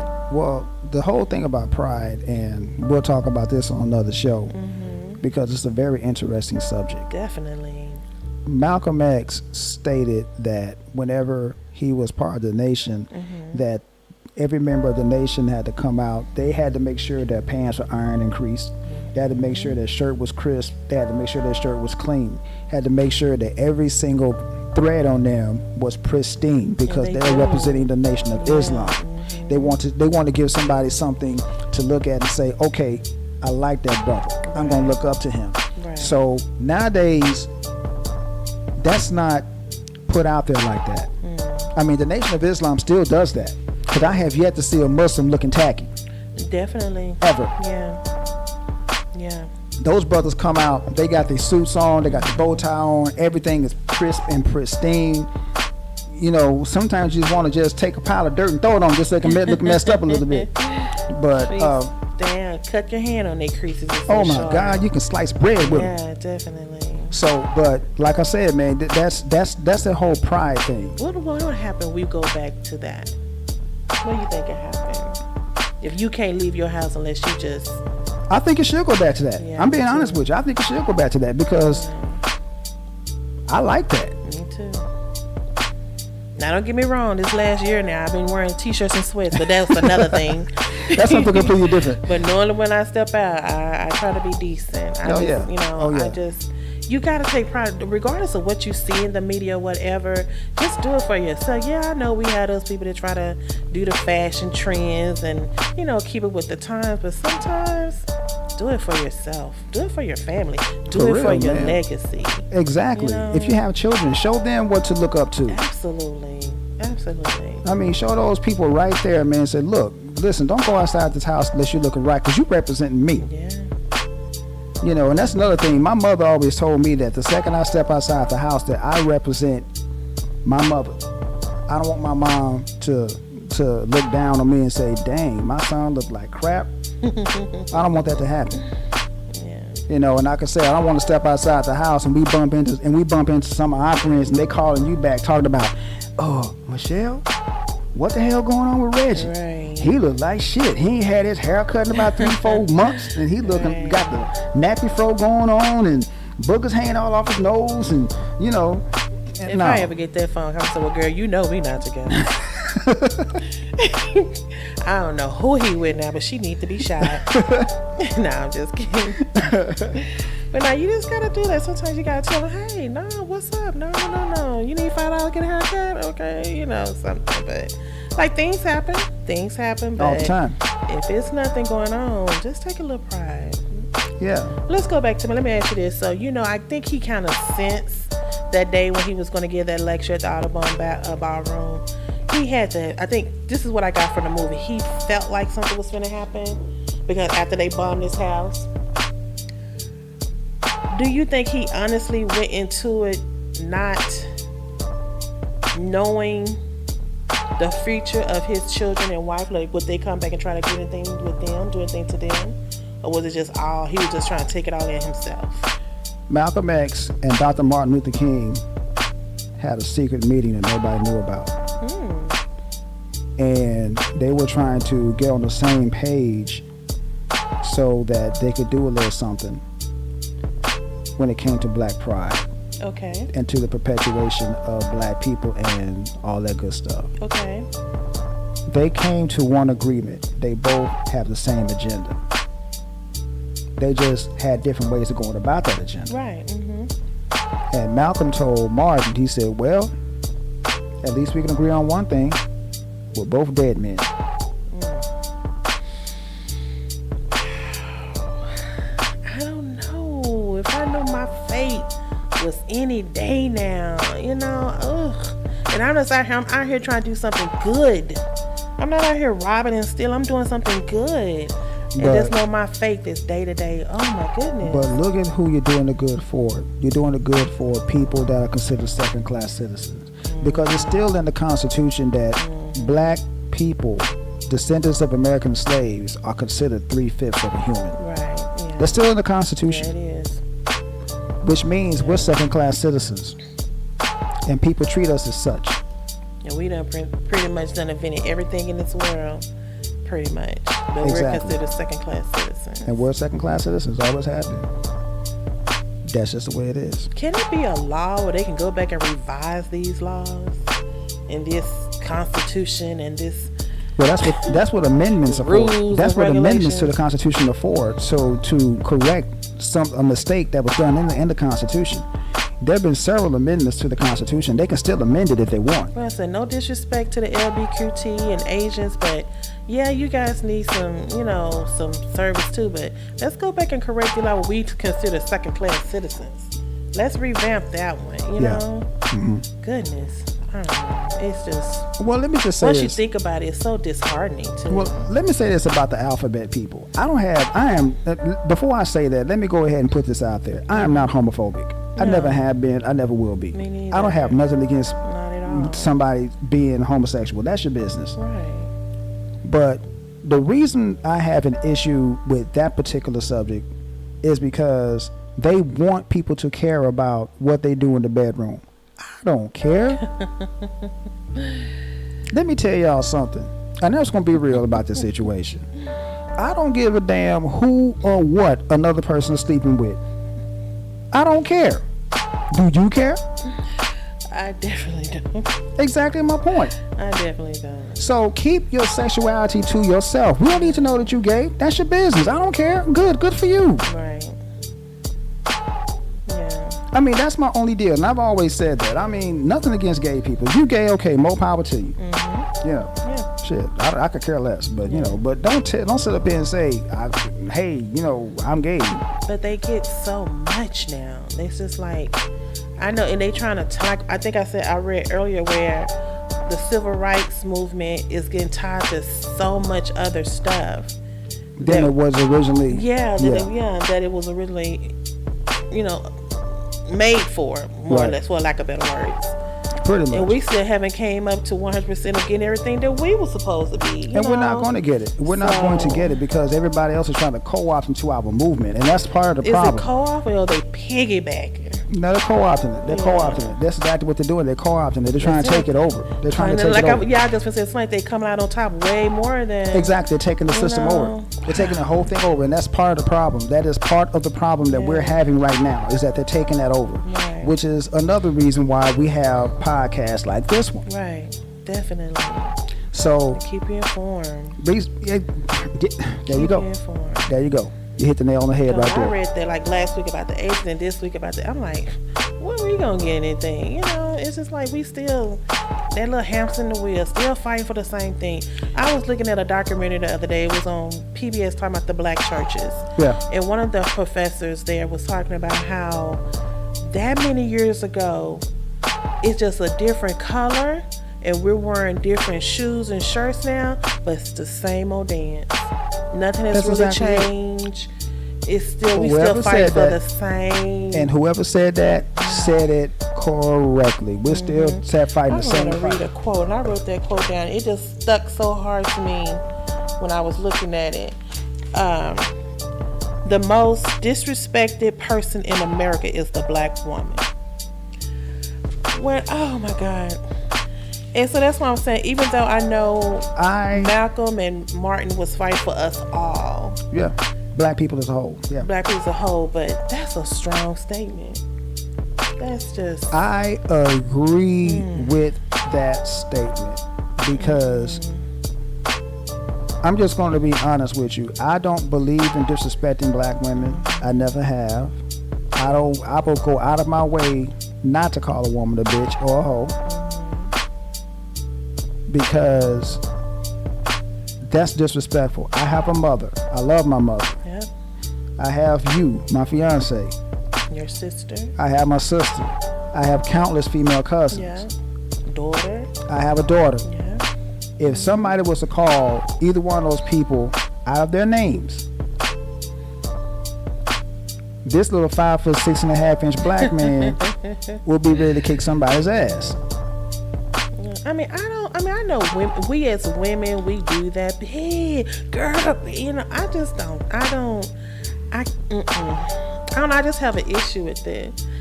I try, like I said, when I'm in a mood or something, like if I'm mad now, I can't tell you what I'll say. But just on a regular, Well, but the reason why I brought that statement up is because I want to say this. Okay. Why are women so disrespected, especially the black woman? If it wasn't for the black woman, there'd be no black men. I agree with you on that. So, well, that's one of those things. I'm See. Let's go back to history. Let's go back to history.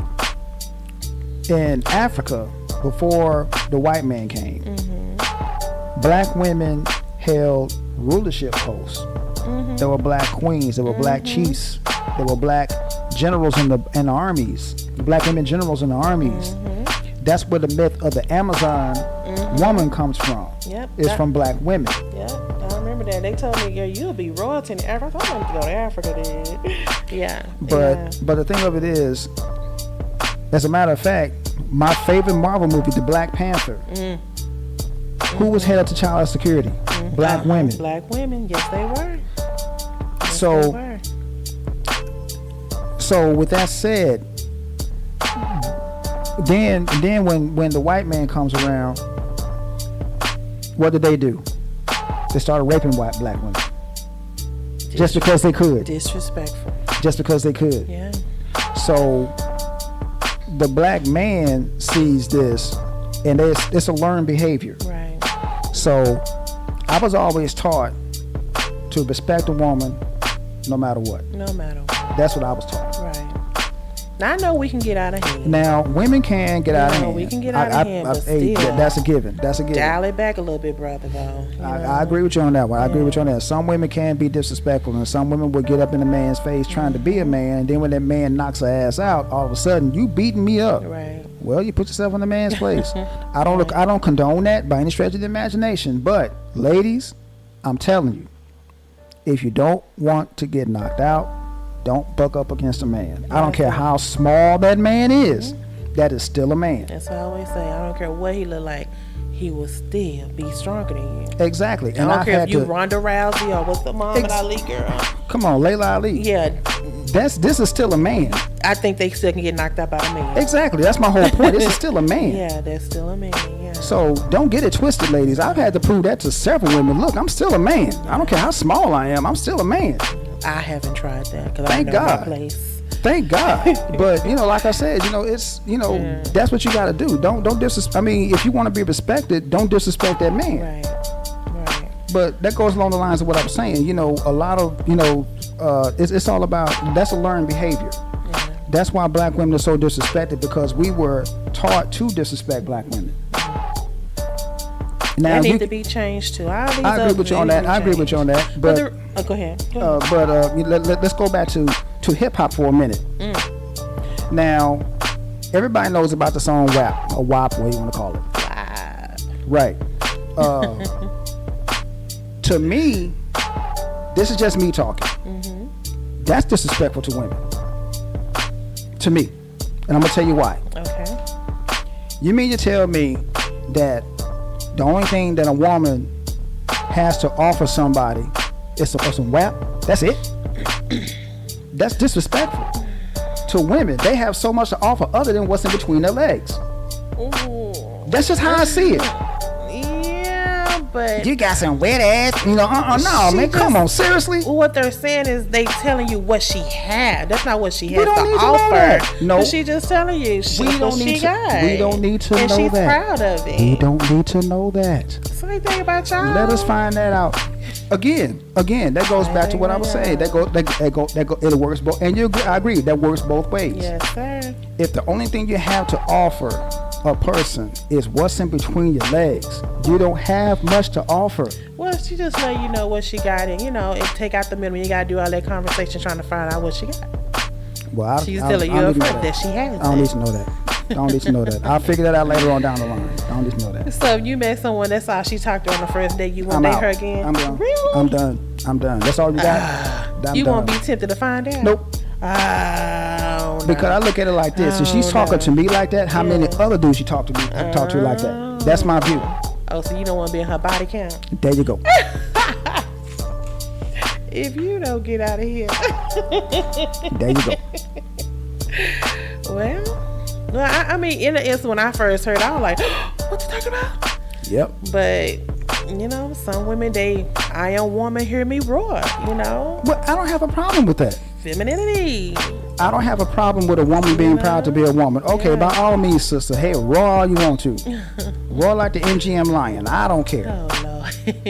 But, come on now, sisters. But, but anyway, that's just that. I'm off my soapbox now. I'm leave that alone. Well, again, the reason why I brought that statement up, because I was wondering, like, when in the Nation of Islam, and like I said, I've seen Malcolm, I think maybe like 2 or 3 times now. Right. And I've never read the book. I'm just gonna put that out there. I'm not gonna sit up and play like I'm a player here. I have never read it. Okay. But I have read snippets, and I have seen documentaries about it. Right. It seemed like the women in the Nation of Islam was just as strong-willed as the men. Exactly. And they was taught and that's the reason, same, And that's the reason, and that is the reason why I brought up Africa, because women were not to walk 3 steps behind the man. That woman was right here by that man's side, and that's where I want you at. I want you by my side. Absolutely. I don't want you behind me. No. We are equal partners in this, and that's the way it was back then. Yeah.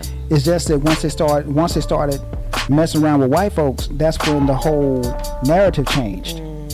I wonder why that. Because it's still a woman, she's just white. I agree. Yeah. But that's just the way it is. Yeah, I was just thinking about that. Kind of like I said, they disrespected, but I don't think they taught them that type of. I mean, even though because I know my mom had a friend. I don't know if Miss Martha was like a full Muslim, but I know she used to wear the garb, the headdress and everything and all, Right. And I know I used to go to school with a couple of women like that, and you're like, dang, I know they hot, because they have it on year round, you know? And it just made me wonder, what did they teach them that they didn't have to show their body or be disrespectful or be that strong will behind? We're not teaching other races and other religions the same thing, So I think that's a good thing, but and I know you and I was talking today too, why Betty and Coretta never got married.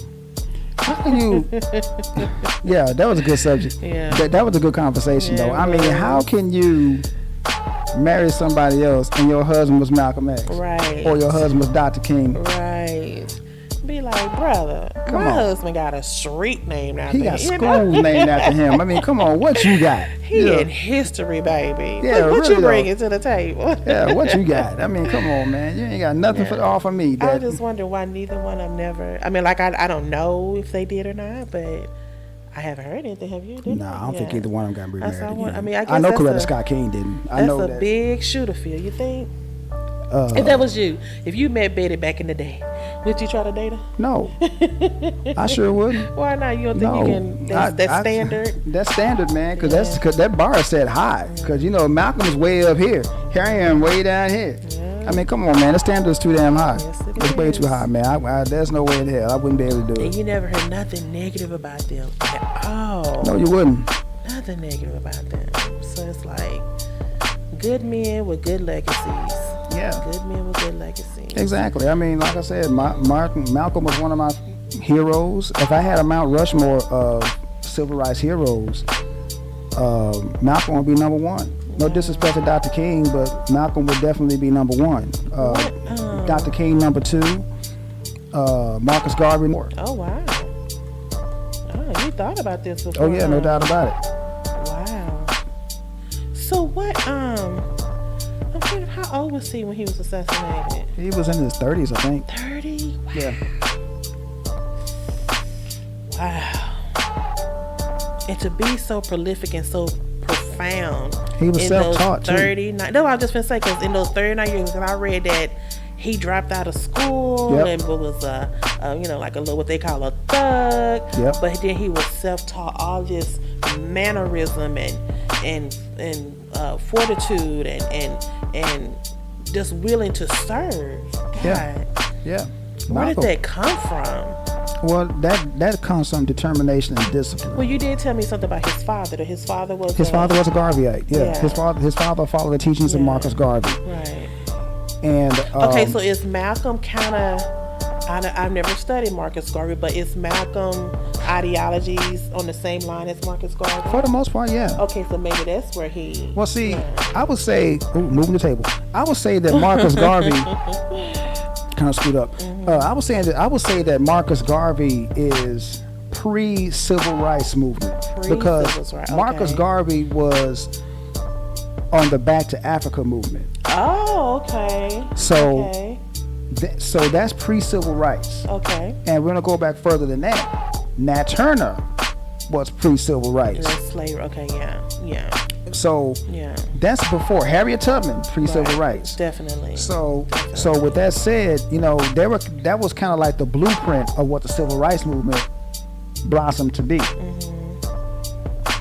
And I also read that after this happened with, now I always forget who was assassinated first, Malcolm or Martin. Malcolm was killed first. He was killed in '65. 3 years later, Dr. King was assassinated. Okay, because I know they said after that civil rights, it kind of like got buried, and then it didn't really become more prevalent until the 90s. They took out the most prominent civil rights leaders, and they did that for a reason, to kill the movement. That's the reason why they did it. And it was buried. But even though you had and they had to kill Malcolm first because Malcolm, like I said, wasn't the turn the other cheek type of person. He was okay. You want to give it the business, we give it the business, and that's exactly what he was. So they're trying to get him for I guess got them. Pretty much. Okay, so what's the guy, the comedian, Dick Gregory? Okay, so you had your Dick Gregory's and your John Lewis's and your Jesse Jackson's. You can see them out there on the front line marching with them. Why did someone of that caliber step up? I've often wondered about that. That is a really good question. Like, why didn't, even though Malcolm was assassinated, why didn't the Nation of Islam appoint someone else to have that same, gusto as Malcolm had? Well, the thing of that he left the Nation of Islam. Well, the thing of it is, even though Malcolm was no longer part of the Nation of Islam, Elijah Muhammad stated that he would never teach another person the way he taught Malcolm. Oh, really? Because Malcolm was like a unicorn. He was one of a kind. Now, like I said, Brother Minister Louis Farrakhan is the closest thing to a Malcolm X that we have now. Right. But Malcolm was an anomaly, for lack of a better term. He was an anomaly because Malcolm was that person that if he tells you something, you're going to listen to him verbatim. Okay. You're going to hang on his every word. And not only that, Malcolm was well spoken. Very. So people and Farrakhan is too. Yeah, Farrakhan. No doubt about it. Like I said, the closest thing we have to Malcolm is Farrakhan. But why is he not out more doing the speeches going around like Malcolm did? Is it because of the assassination? That's a good question. I think that's a question for Louis Farrakhan. I just have all these questions. No, you're right. That's a good question. What do you think it could be? What are your thoughts? I think that people will try to put Louis Farrakhan in the same vein as a Malcolm X. And even though Malcolm did teach Brother Minister Farrakhan, Farrakhan is his own person. Yeah, I think so. You did say he was his mentor, so yeah. Farrakhan's his own person. Right. So, with that being said, I don't think that Farrakhan could take Malcolm. I don't think he could take Malcolm's place. There's no substitution for Malcolm X. You can't do that. Right. Just like there's no substitute for Dr. King. Right. No substitute. Because I was just wondering, like, why didn't Jesse or John Lewis? I mean, they tried. They did. They were still out there outspoken, and like when John Lewis got in Congress, he was still trying to do stuff, but they weren't like going to churches and speaking and holding conventions and things like that, like Malcolm, and Martin did. So they, like you said, they're one of a kind. They're one of a kind. To take that on at an early age, to just to put that on your back as one of one. But when did they have this secret meeting? Was it like years before their assassination? This was right. I think it was like maybe a year or two before Malcolm was killed. Wow. When they had this meeting, because here's the thing about Martin. This, we'll talk about Martin on another show. Right. The thing about Martin is this right here. Because he was coming up, I think, in April. Yeah. The thing about Martin is this right here. Martin, once he met with Elijah Muhammad too. A lot of people don't know that. Oh, really? Yeah. So I'm just thinking they just divided. Yeah, April 4th. Yeah, he was coming April 4th. Yeah. So Martin came to the realization that maybe he was wrong in his approach. He taught integration, and he should have been talking the same thing that Malcolm was teaching, separation. And he said, I think I just integrated my people into a burning house. He said that. He said the very same thing. He said, listen.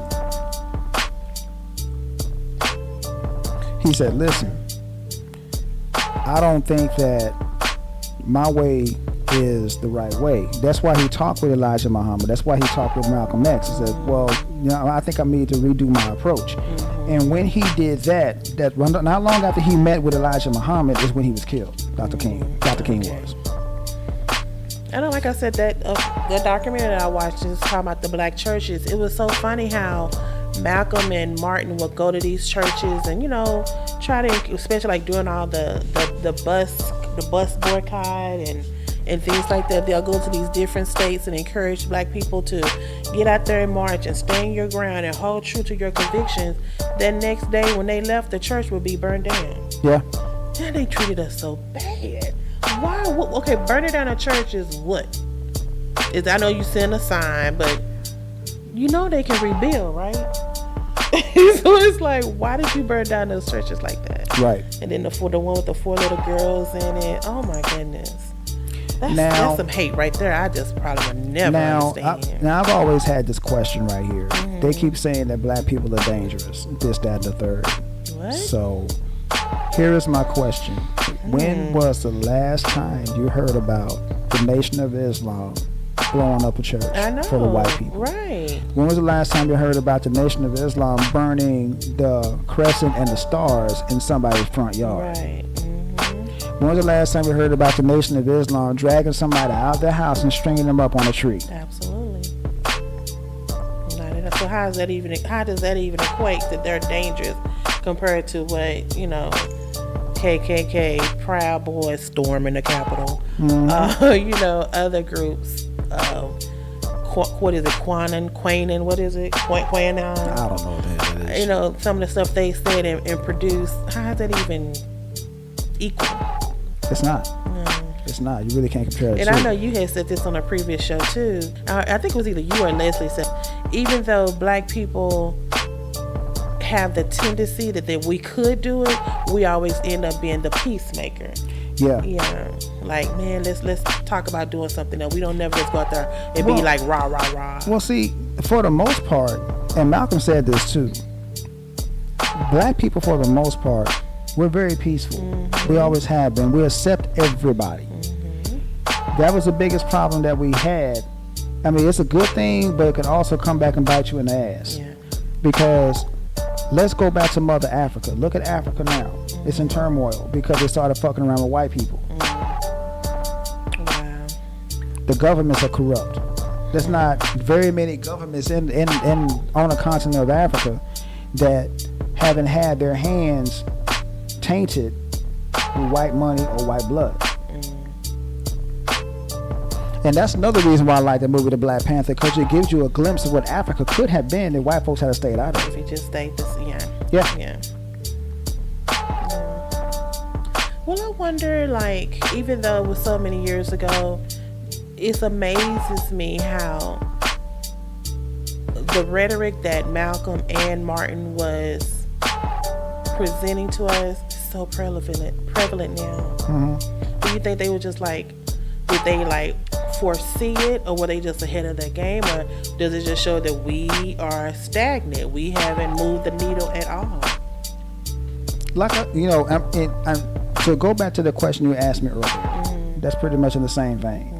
Yeah, I guess so, yeah. But still, it's like I said, I think that if Martin and Malcolm were both still alive today, they would say that they would ask us as a whole, what have you been doing all this time? Right.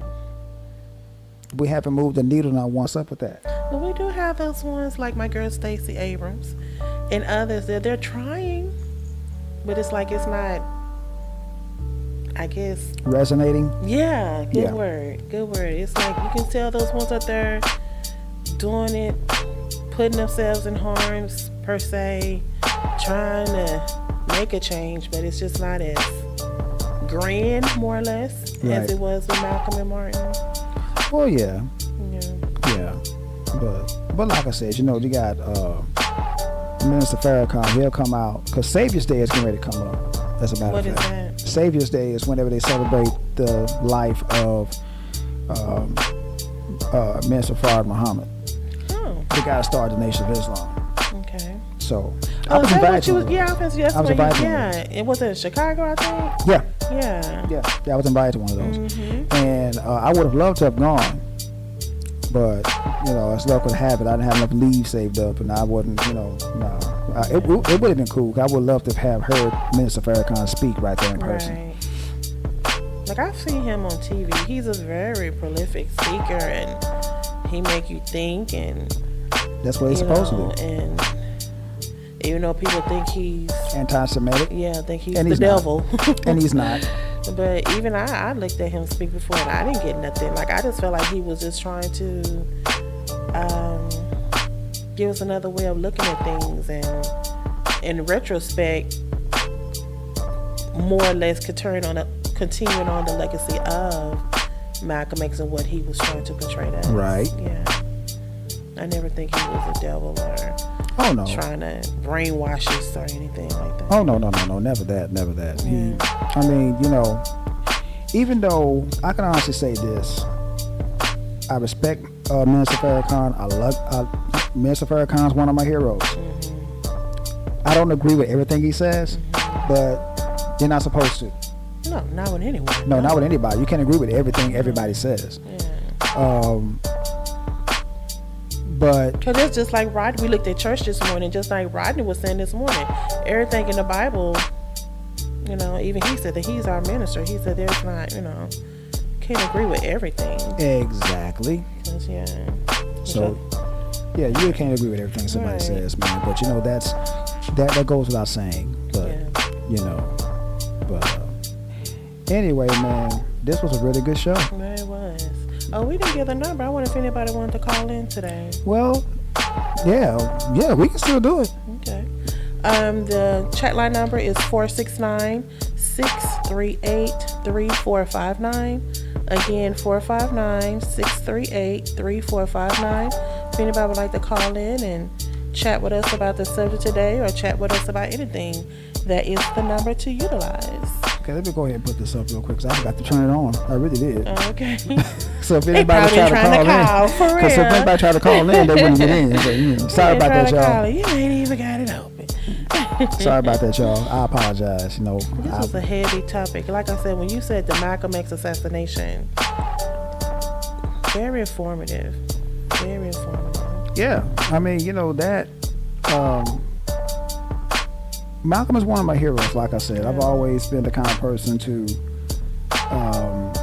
pay homage to my heroes. Right. So, Les, if you're listening, call in, brother. I would love to hear you. Definitely. On your birthday. On your birthday, brother. Come on now. 469-638-3459. The number's in the chat room, but just put it up, y'all. So, check it out.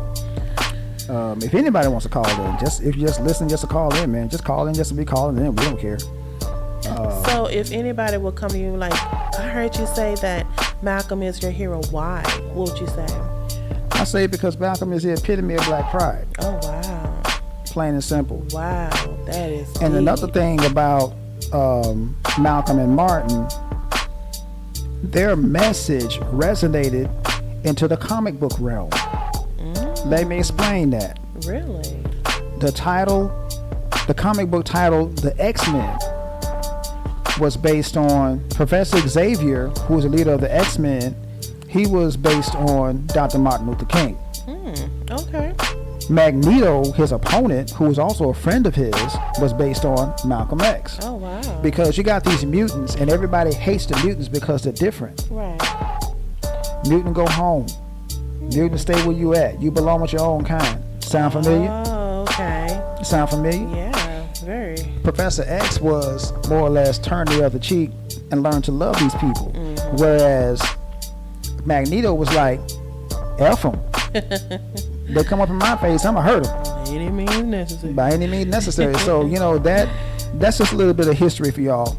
But Stan Lee has said that on several occasions. God bless the dead. Thank you, Stan. But he had said on several occasions he was moved by the civil rights movement when he came up with the concept of the X-Men. Oh, wow. I never heard that. Well, I'm not into comics like that, but I never heard that. Yeah, he said it on several occasions. Wow. Okay. Very nice. Yeah. Are those comics still out now? Yes. X-Men is one of the biggest titles that Marvel sells. Oh, X-Men. Okay, yeah, I think There's been a few movies out. Yeah, okay. There's been a few movies out. Wow. Yeah. And does it still have that connotation of Yes. saving the world? Yes, culture? saving the world, right, exactly. Okay. The same concept. Look It at hasn't that. I changed. never knew that. I Hasn't thought it was changed. about stuff like Incredible Hulk and Aquaman and Nah.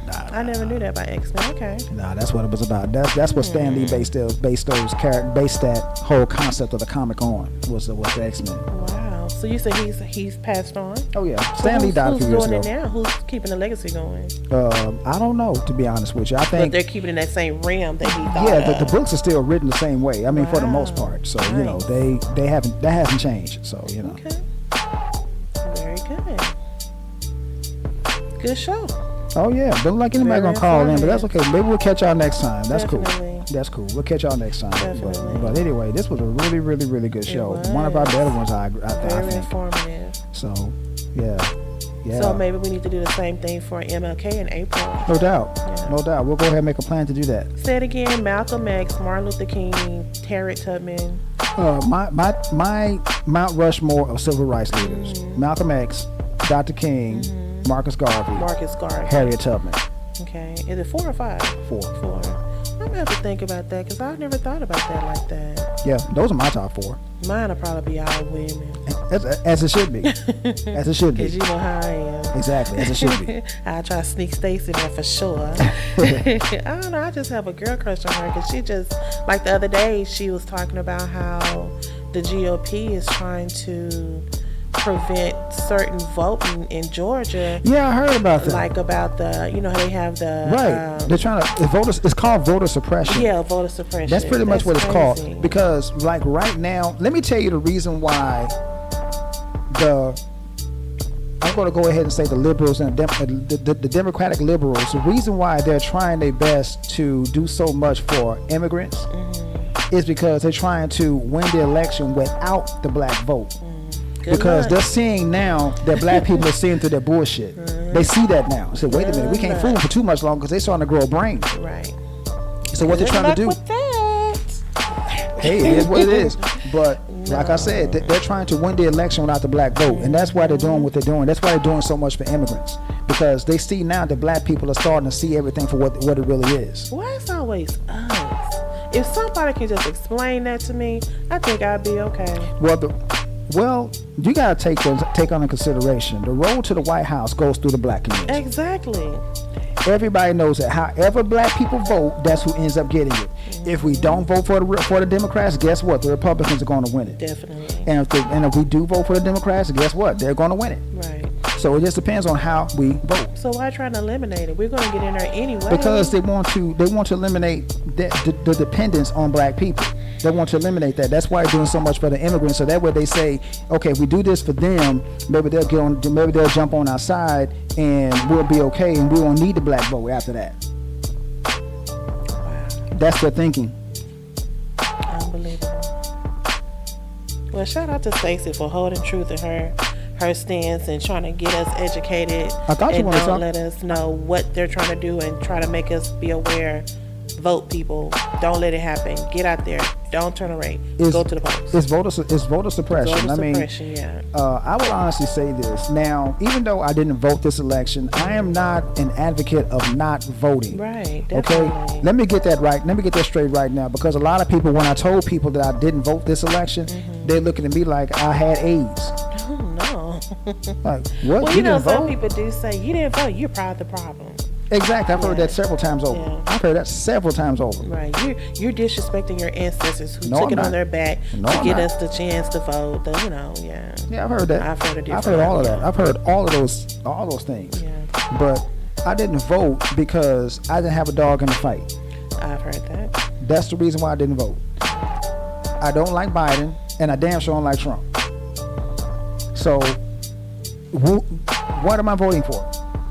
I mean, nobody could give me a reason why I should vote. Nobody. But even though you didn't like neither one, you supposed to at least, who would be your second choice if you had to pick? I can't pick. I'm sorry, I can't do it. I can't bring myself to pick. Stand in your conviction. I can't stand up. I can't pick because, like I said, I didn't like either candidate. Now, I go back to my point. I'm not an advocate of not voting. I'm going to vote. I will vote if I got something to vote for. Right. Neither one of those candidates gave me something to vote for. Right. Neither one of them did. So that's why I didn't vote. Right. And that's what black people should do. And I think that's what black people are starting to figure out now. And that's the reason why they're trying to replace the black vote with these immigrants. That's why they're having that voter suppression, because, like I said, the black church is a powerful tool. Yes, it is. Politicians know this. Whenever they want some black votes, what do? They go to the black church. There you go. Before COVID, we had so many congressmen and mayors. I'm sure you did. Governors. I'm sure you did. Come to our church, and I'd be like, oh, they trying to get us a vote for them. Exactly. That's the first time. That's the only time you see a white person in a black church whenever they want some damn votes. Yep. And that's sad. Definitely. That's sad. But anyway, like I said, man, that's what they're trying to do right now. They're trying to undercut the black vote so that way they can win the election without it. Again, they just trying to eliminate. Yeah, with the black culture? Exactly. That's exactly what they're doing. So if somebody can please have somebody call me, 469-638-3459, and just explain to me, why is it that we can't have nothing? Anything we have, you try to eliminate. I got a better idea. Get rid of what? I got a better idea. Yeah. Save that for the next show. Okay. Yeah, cause I would just love for somebody and I want to hear other people's thoughts too. Everybody just think about it for this week, and let's get together and call in next week and let us know your thoughts. Do you feel like I do? Why they keep trying to stomp us down? What's that? I mean, I know this is probably a dumb analogy, but what's that video game? You got the club, you keep trying to bounce those things back down. You know, whack-a-mole. Whack-a-mole. I feel like that's how they treat black people. That's exactly Every time we try to raise our head up and get up, boom. Trying to give a boom, you know, I'm like, good Lord, just let us have something, just something that we'll feel that we are accomplishing. Well, there you have it, ladies and gentlemen. Black family. That's going to be the next subject for our show. You know, how come black folks can't have nothing? Yeah. That's a good one though. I'm like, this is just That's a good one. That's a good one. That's a good one. So definitely call in on this next show, y'all. By all means, we would love to hear everybody. Let's get your thoughts together and let us know what you think. Yeah, really. Why we can't, as a culture, have anything? Why Congress feel like they got to keep trying to go behind us and take things away that was given to us, which were given. We didn't ask for it; they gave it to us. You know. They only let us have crumbs from the table. That's pretty much what they let us have. Is crumbs from the table. Everybody else gets everything else, but we get crumbs. Mm-hmm. You know, I was thinking about the other day. It's kind of like how when slaves was cooking the master's dinner. Yeah. And we used to get the scraps. Yep, that's exactly it. Look how many successful soul food places we have off those scraps. There's a place. We got to make a trip to Memphis. Yeah. We got to go to Memphis. I want to go to Four Corners. Okay. Well, we have a soul food restaurant in my family. Shout out to Lisa's Fine Cuisine on Redback Lane. Yeah. Those are my sister-in-laws, and we all grew up together. So I was just thinking about that. See, they try to give us the scraps off the table that was left. Yep. And look how there are a plethora of successful soul food restaurants. Yeah, exactly. Off those scraps. Mm-hmm. So it's like, whenever they get it to us, we turn around. They give us lemon, we make lemonade. with a twist of shot of strawberry. You know. Now, come on now, some mango in that sucker, man. Put some peaches in there. Hook it's it like up. they try to keep beating us down, but we rise above. So it's like, well, Tariq Nasheed, shout out to that brother, has always said that black people, as a people, we are the most black Americans in general. We are some of the most creative folks on the planet. Absolutely. I mean, think about this. Think about this for a second. Pretty much every genre of music that people got and listen to in the United States, we invented it. Right. The blues, R&B, hip hop. We invented those. And there's been plenty of them that try to capitalize off of it. The dances that people do. Yeah. That was us. Yeah. I think the only thing we didn't produce was the waltz. I don't think we did it. them. And I don't think we did the river dance. No, we didn't do that either. We didn't do it either. So, that's all. I don't think we prevented that. But everything else, we got a little hand in. That's all that. I mean, even fashion. Yeah, definitely fashion. Come on, that comes. Oh my God. If we make that shit look fly. Yes, we do. Yes, we do. But I want to say also, just me, I know you coming to America too. Oh yeah, I want to see that. It's coming out March 5th. When everybody look at it, let's call in next week and discuss it. I want to know what could they do to make this one better, because number one is like one of my all-time favorite movies. I love that movie. It's like a cult classic. Every time I see it on TV, I stop and look at it. That movie is classic Eddie Murphy. It really is. It's classic Eddie Murphy. What can they do in 2 that'll make that a cult classic as well? Another movie that people need to check out is the movie about Fred Hampton. Oh yeah. I forgot the name of that movie that quick. Yeah, it's coming on. I think it's going to the movie theater though, but it's also, I think it's going to be on HBO Max. Oh, girl, my thing didn't even work. Click there. Scroll down. I saw it the other day. Judas and the Black Messiah. Yeah. That's it. Yeah. That's it. That's it. Next week, I actually have that movie.